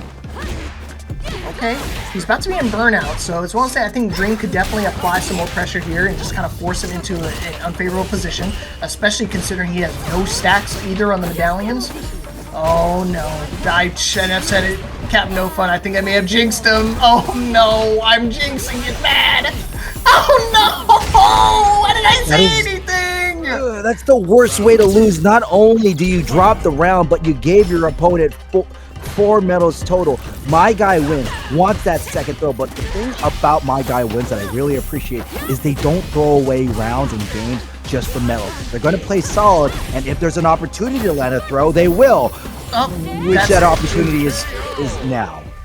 Yeah, Frankie saw that, and he left immediately after that 5th throw, man. The moment that extra level 5 medallion hit throw, or command throw is going to connect, he's like, I can't watch this. This is disgusting. He's going to get blown up, blown to smithereens. And this is the exact same situation as last time. My Guy Wins had a 2-0 lead. He's got to find a way to close it out, though. He can't let their opponent get some momentum going.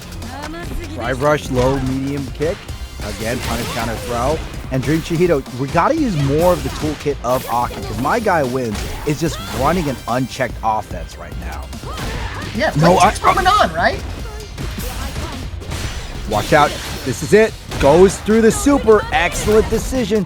That should bring My Guy Wins closer to burnout. But what is happening is Chihito is not anti-airing. Oh, no, it didn't kill. I think he misjudged it. Thought he was going to be able to kill there. Not going to be enough, though. One more interaction, especially with the poison and the chip damage is adding up.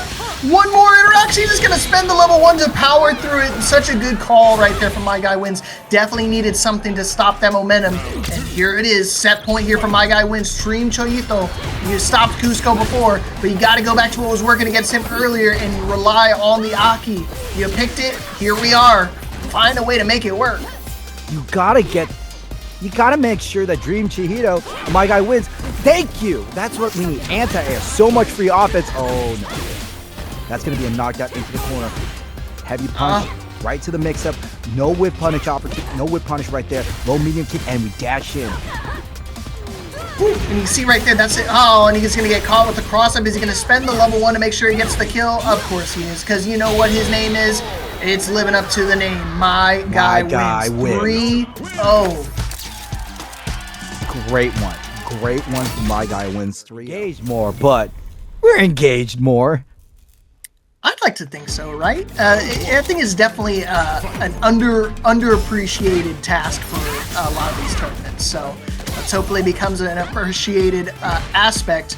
But here we go, straight into our winners finals here. HereticMAGICMAN has been running the Juri the entire tournament, and again, another start on the Vipers. Maybe he has an option select with the Elena matchup. Ooh, you see pressure going right now, going good right now for Heretic. But all of a sudden, Doma is just asking to get one little opening, one little alfuada, and that's all he needs to brio this man. Drop some Spanish lessons on you, bro. Thank you. This Caporista is really doing some numbers. HereticMAGICMAN challenged to try to push for the jab. Wants to go for the overhead. Being a little patient. We know that Doma has to do something crazy. You want to talk about crazy? Pressing in that scenario is definitely one of the crazy works to go for. Level 1 to confirm. And it was one thing, I think Heretic did the right thing of going for like the beefy overhead, but I think you need to establish early that you're willing to use the low projectiles first before you start trying to go for the overhead. He's trying to play a layer 3 right now with the Viper, but he hasn't established it yet. He's not a veteran Viper player, so it's not like something people are really looking for until you start applying that typical Viper offense. Oh man. Gets the anti-air. HereticMAGICMAN looking for these whip punish opportunities. And Elena has some really good buttons, but she also has some weird hitboxes, so relatively easier to whip punish. But I don't care about the whip punish right now. Literally, Doma using the super as an opportunity to touch some grass and make sure HereticMAGICMAN touches the screen right there. And that beautiful level 3 finisher. All right, I think the Juri's going to be coming out. No, he's actually sticking out with the Viper. Okay. I guess he has a game plan going into this. I don't mind it. It's a little risky, but let's see if we can make it work. It's not. I'm not questioning it. I'm just, it's unorthodox to see somebody running a certain character the entire tournament and to swap it up into the top 8. Obviously, has some confidence in it, but hey, he's up there and I'm out here. Woo, and he's over there in the corner, man. What happened? Doma just all of a sudden, one little interaction, and he just completely turned his momentum around. The match was in favor of Heretic, and one good medium kick, and just completely shifted the paradigm of that match. Or in this case, the Paragon. You're cooking. And HereticMAGICMAN with an electrifying offense. With the side switch throw, charges up a stock, low medium kick, and we got to be very careful. This is the range where somebody's going to get whiff punished. Oh my goodness. You can see right now, Oni picking the right guy. Doma is looking real solid right now. HereticMAGICMAN just not able to find an answer.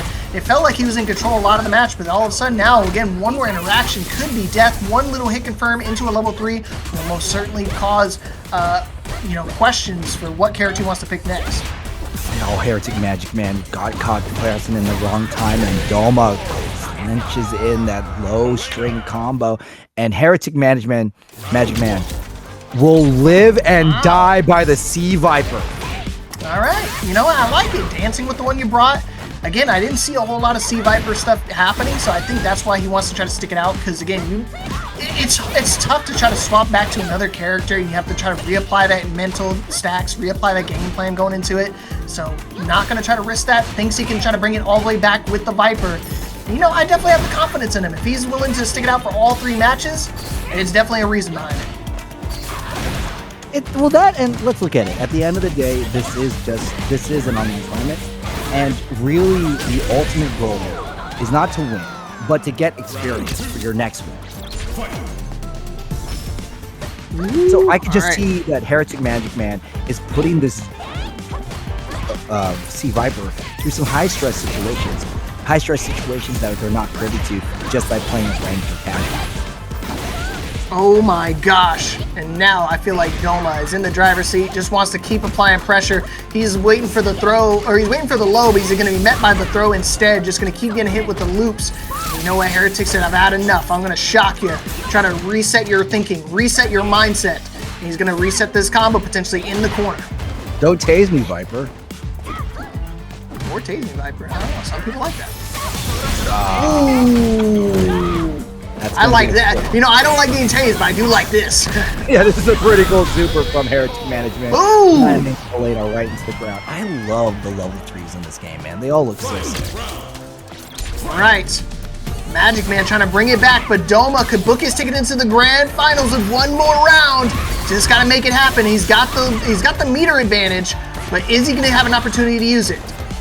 HereticMAGICMAN playing a lot more aggressive right now, but gets whip punished by Doma.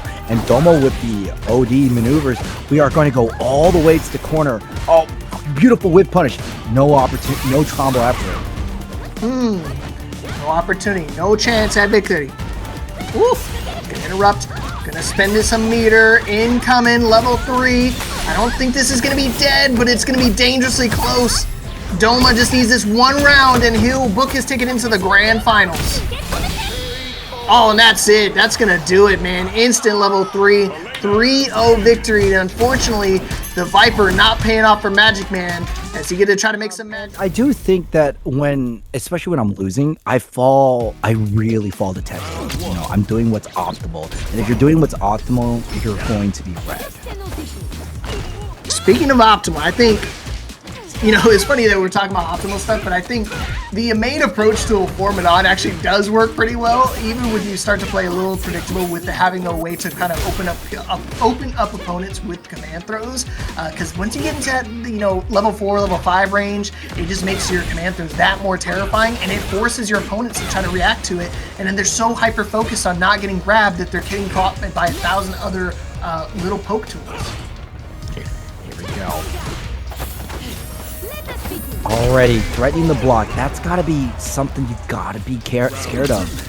Whenever a grappler is rushing at you with a button with a lot of plus frames, they could either be throwing a button to catch you jumping, or they could be throwing you. All right, and now level 5, ready and waiting for myguywins. Gotta keep finding a way to keep him in that corner. Keep it closed down. DI to kind of relieve the pressure. Wasn't ready for it, but he is going to be ready to confirm off of the level 3 potentially. Oh, he's going to jump over. Not able to get the punish, but he is going to catch this level 5. Bam, baby. Who needs supers when you got a level 5 maxed out command throw?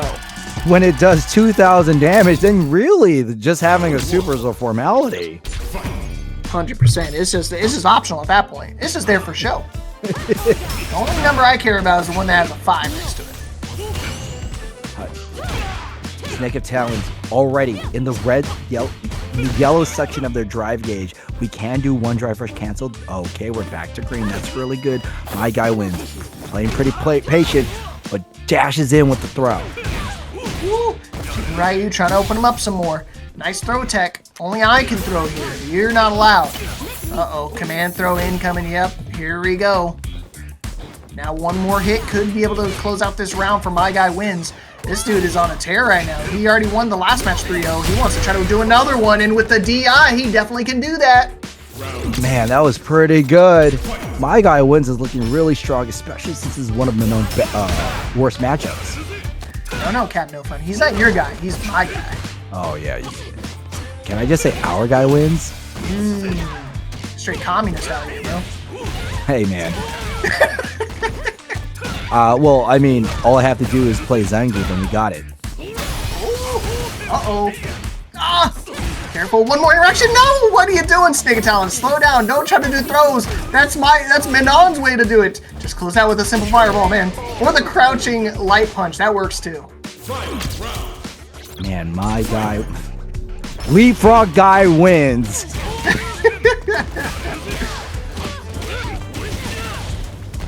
Okay. Oh my gosh. Here we go. Capitan into the level 3.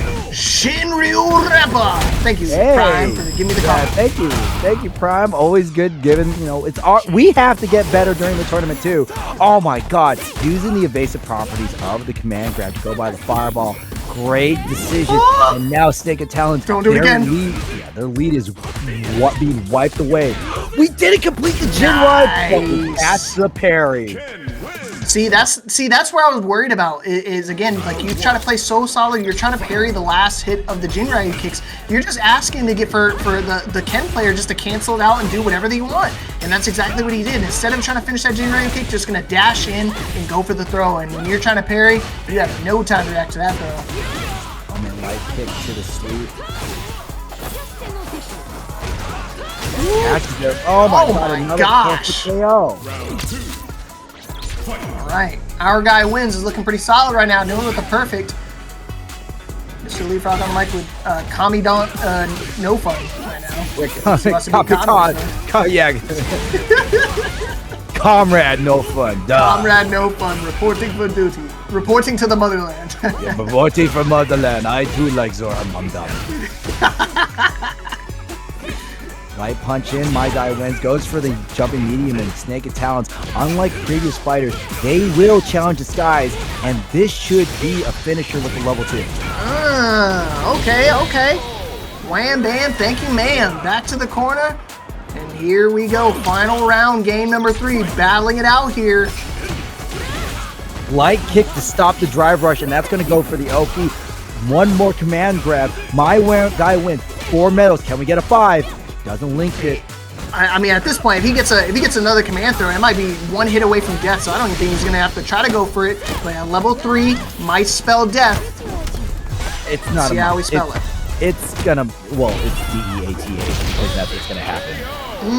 You're talking about a double perfect, a PP for my man MG. I like it. From UT. From UT? Oh my God, dude! I'm telling you, he's spitting. He ain't a rapper, by the way. Dash back, doesn't get the whip punish. Light kick from Snakeoftalins. That's also a really good whip punish button. And my guy wins has been so good at checking Snakeoftalins' drive rushes, forcing Snakeoftalins to just kind of hang on the outside. And the Shoyu Repo gets the bust out. Hadouken. Oh my God! Wow. Call it out! Oh yeah, call this out. Perfect parry. He's ready for the loop. What's the gonna be approach this time? Caught you ducking. Overhead axe kick to the corner we go. Trying to apply some more pressure. He's ready for the crouching defense, but he's gonna be ready for this parry. He's gonna dash in immediately afterwards, and that's what I was talking about. He's playing too solid. Level 1 to get himself out of the corner, but he still has a lot more work to do. Gotta find a way to get this command throw in, I think, and that'll be the round. And Snakeoftalins went for the OG fireball, which is a great option, but my guy wins had just enough space to walk forward with the standing medium punch, gets around and gets themselves into set point. All right, set point for MGW. I ain't talking about Machine Gun Willie. I'm talking about some machine gun punches to the corner. Gonna DI through it, give himself some breathing room. Jin Ryu gonna finish it this time because he knows he wants to apply the pressure, parrying it all. He got grabbed last time, but he is not afraid. We don't finish the target combo, but we do get the cross-cut DP. Crouching medium punch, beautiful confirm. My guy wins, needs one more interaction to get the kill. And Snakeoftalins, so much life. He had no reason to risk anything right there. Final round here, game number 4. Still has an opportunity to try to bring this back. And my guy wins he cannot let this happen, right? I mean, we saw it last time historically when he was up 2-0, let their opponent come back into the fight. But this time, he's got to try to close this out right here and now. Yeah, these OD spin grabs have been doing so much wonders for my guy wins. But my guy wins, bets it all on the level 3. What a beautiful call out. We're going to get the knockdown. Will we use the fireball even though it's thwarted us multiple times? No, the drive rush is unanswered and my guy wins, has to hold this pressure and backs away, but gets DP'd. Oh, Jin Ryu not going to kill. Oh, he did it again. Not the 3rd time though. He's looking for the opportunity. One more hit. He's going to put himself in a burnout. Command throw finds its mark. He needs to try to close this out right now, and the Shoyu Repa is enough to chip him down and take us to a final game. Snakeoftalins bringing us back to a final game. I'm loving it. Loser semifinals. It's going the distance here in ParagOnline. But who's going for speed? Oh, speed and weight, right? Bob time right now. And weight. Oh my God! Both people went for standing heavy kicks, but my guy wins had the better spacing. Yeah, it's not a lot of weight, but there's a lot riding on the line here for these two competitors. They want the win. They want to try to move on into losers finals, and I know my guy win wants the run back, and he may get the opportunity to one more game. Set point for MGW. But Snakeoftalins, though, we've seen some great adaptations. So will it happen again? But the standing light kick's so good. This is where things get a little scary. Will we see the jump? No. We're gonna plant ourselves into the corner. You gotta be very careful. 4 medals to our name. Snakeoftalins bust out with the level 1. Gets out of a bad situation, but can we make it better? I like it. I like that. Stops the drive rush and uses the dragon latch to get the much needed plus frames. Another one, DJ Khaled out here. Gonna try to go for another jab, but it's not gonna work. It's only gonna be met with a level 3, and we're gonna be spelling the dance of death, D-E-T-H. That spells death in my book, and that's gonna be a win for My Guy Wins. Moving on into losers finals. SnakeofTalins has been defanged and has been eliminated for the bracket, but please show them some love. What an amazing, definitely showed up in that microphone with you. But HereticMAGICMAN, look at this. No C.Viper. No, none, yet, nada. Good. Good. But I don't know. I think, you know, I appreciate it because it was one of those things. Heretic brought it, brought out the Viper at the start of the match between My Guy Wins, and then eventually made the swap over to Juri and found success with it. So I mean, just stick with it, right? It's historically worked for you. No sense in changing it up. Especially since we have so many tools. Slow fireball, the dive kick, the long-reaching buttons that are driver cancelable, the fast dash. It's a really nice cocktail. And speaking of cocktails, I got something to drink for you right here. It's gonna be a face full of dirt. He gets one of these command throws, man, I'm telling you, it's just gonna be spelling death for sure. You can see in Burnout, he's still kind of playing a little bit patiently. I know that we're at the beach and it's customary to drink a blue Hawaii, but since this is a street fight, it'd be more of a black and blue Hawaii. Oh my gosh, parry. That's going to be able to secure the round. GG's, shake my hand. No, not quite. But hey, this little drive rush confirmed will be for sure. Okay. You know, My Guy Wins was hoping that they would get one more throw in the mix. They're going to have to land 3 more to get this win. I'm surprised he didn't, when he get that perfect parry, he didn't just go for the command throw initially off of that, but maybe he just wasn't sure. Maybe he didn't think it was going to kill, so he didn't want to risk going for, the typical command throw after a parry. Especially since we're fighting HereticMAGICMAN. That could have cost him defeat. Might as well just get the guaranteed victory now. Exactly, right? You want to try to make sure you can bring things into clear view. No DP. Right, there's no DP. Yeah, My Guy Wins, threatening that jumping heavy kick. HereticMAGICMAN goes for the throw, but because the throw recovers so fast, we didn't get punished by the hit jump in. Okay, and he's going to just do the throw himself. Not too often you're going to see the grapplers getting tossed around, but right now Heretic feels like he's in control. And all of a sudden, bringing it back. Oh, and the throw loop again, going to catch him off guard and take us to a final round here. Game number 1, Heretic trying to repeat fate. My Guy Wins was pretty much almost undefeated this entire tournament, all the way until they met MAGICMAN. Yeah, MAGICMAN is definitely falling victim to some of the more classic Manon shenanigans. Oh my gosh. Grab one more hit. Will it be a standing light kick or maybe a medium punch? Good call with the drive rush. Nope. Crouching light kick stops him. Who is this guy, man? I'm telling you, man, straight out of Utah, just knows exactly how to be able to close out the round. Excellent work from My Guy Wins, closing out with a perfect. It feels like a lot of these rounds, or a lot of these games in particular, he's been able to win with perfects. We saw that double perfect in loser semis as well, so something brewing for him that can find a way to like maintain momentum and keep it successful. Yeah, you can see HereticMAGICMAN playing a little bit more fast release, jumps back, dashes back to stop the grab, and oh man, this is the kind of pressure. Remember, My Guy Wins was sent to the lower bracket because HereticMAGICMAN just ran their offense belligerently, and I think they're starting to remember that. Yeah, she's a runner, she's a track star. She knows how to use those feet, baby. And let me take a look at it some more. Got some more. Oh, perfect parry. Gonna go for the throw this time, though. Put himself into the corner. They're gonna go for the trade. Buttons will be pressed. Heretic in a really good position right now. Has got a huge life advantage and drive meter on top of that. Yeah, HereticMAGICMAN starting to realize that I need to DP more. That's a big whip, and My Guy Wins. Just gonna calmly sit down and kick him in the face. And that's the first game. We're tied up so fast. Yeah, it was a very predictable level 3, I think, in Heretic's eyes. He just saw he was getting a little too brandished with nothing but buttons, so he's gonna have to try to find a way out of there safely next time. And now we're in the same exact scenario. So we saw the level 3 earlier, but no meter. So what do you got left in the chamber? How about a command throw? Ooh, try to go for it again, but not gonna work. Unfortunate. Yeah, you just get a little too greedy trying to go for the duplicate command throws. This time gonna get jumped over. Looks like the download is starting to finalize with HereticMAGICMAN, they're really understanding what they need to do. Yeah, we're past the downloading phase. This is the install phase. Install. Or the update. No, the patch update. Because they fought already. 100%. Now he's got to install it, baby. Right now, my guy wins is fighting back as best he can. This is great opportunity for him. What the? He tried to interrupt again, but I think he tried to go for a reset. Maybe try to close out with the command throw. Get a little too greedy. Just close it out the old-fashioned way, bro.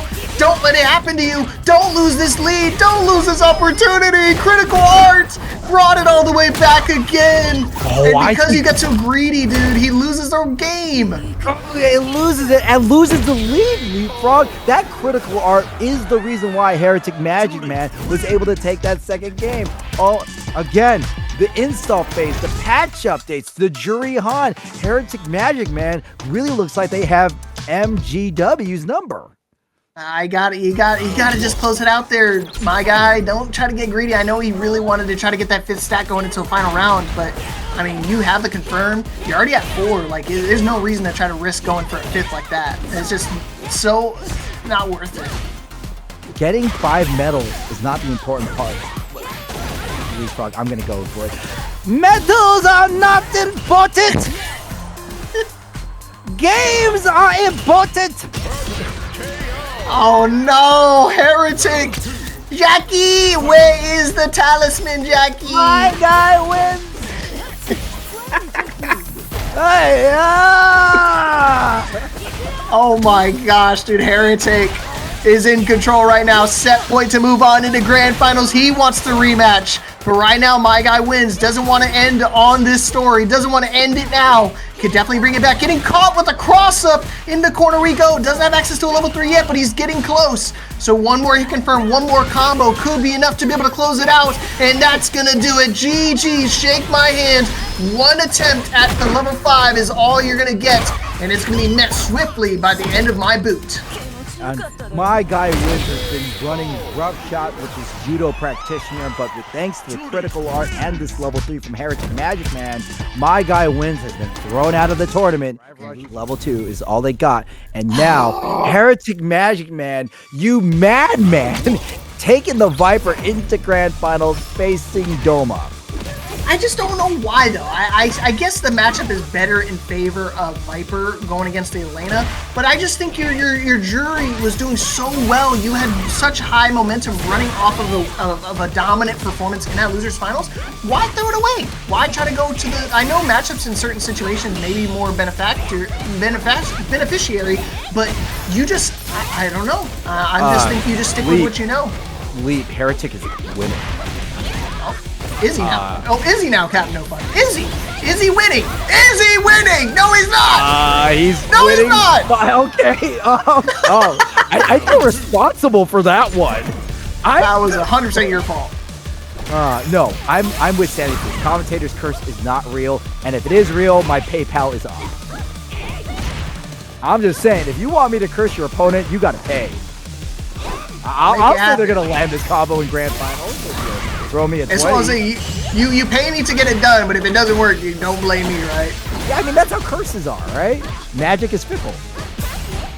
Oh, man. Right now, it feels like his Viper is fickle right now. He's not able to find a way out, but he's going to go for the level 2 here. This is definitely going to kill. Shocking victory. Shockingly, he's going to be able to tie this up. I thought it was going to be all done. Someone needs to clip that moment, by the way. That was hilarious. That's definitely a Twitter clip for you. But back to your question. I do think there is a method to the madness of HereticMAGICMAN playing C.Viper, and that is just because we've seen HereticMAGICMAN do really well off the download. So why not play a secondary character that allows you to download your opponent while your opponent can't download your main? All right. I see the vision, right? And let's see, we got to make it work, though. A significant life lead right now for Doma, so all he's got to do is play some safe low strings, trying to catch him off guard. But speaking of low strings, Heretic finding his own with these drive rush lows. Big damage, not anywhere close to level 3 yet, but if you can get one more big confirm like that, I meant MAGICMAN, Doma, you kind of ruined it for him. But either way, we're going to go straight to the grass fields, and we're going to go straight to game number 2. The crouching heavy punches. just not close enough. And Doma with these great whip punish buttons. Elena's really good at whip punishing, just like Sagat. And HereticMAGICMAN gonna stay on the C.Viper. Okay, here's the thing. That theory I had about HereticMAGICMAN's Viper, if Heretic doesn't switch, then I'm gonna look like the world's biggest idiot. And the thing is, I mean, based off watching that winners finals match between these two, I don't think he will swap. I think he's one of those things, he's extremely confident in the Viper matchup, particular for Elena, and clearly, if he's going to, you know, have a dominant performance in that losers finals and still come out with the Viper, there's a reason for it. So, oh, a nice parry right there. He's going to be able to kill out with this round, and yeah, I think he's just going to stick it out all the way through. HereticMAGICMAN taking the first round, punches the sweep, good knockdown, and dashes for a bit more. Oki wasn't ready for the whip punish on the throw, but he has a throw of their own, so at least they're doing damage. Oh my god, the spacing on Heretic. We got something here. Okay, yeah, we definitely got some momentum going right now. Nice little low light confirm. Did he catch him pressing? He did. What you trying to press for, my man? You're going to be reaching this grass. Go time for Elena right now. You see that patch of grass is not where you want to approach. And that will heal for Elena, but that's not going to really help him out. The life differential is not large enough. Oh, is it? Oh, is it, Captain No Fun? It is. Okay. It is. I thought you jinxed it again. I thought the one little pixel was going to be enough for him to come back, and if he would have, dude, I would have blamed you. Yeah, I see Captain No Fun has been leveling up his sorcery skills. Bro been on that Wizard 101 ever since they added it to console.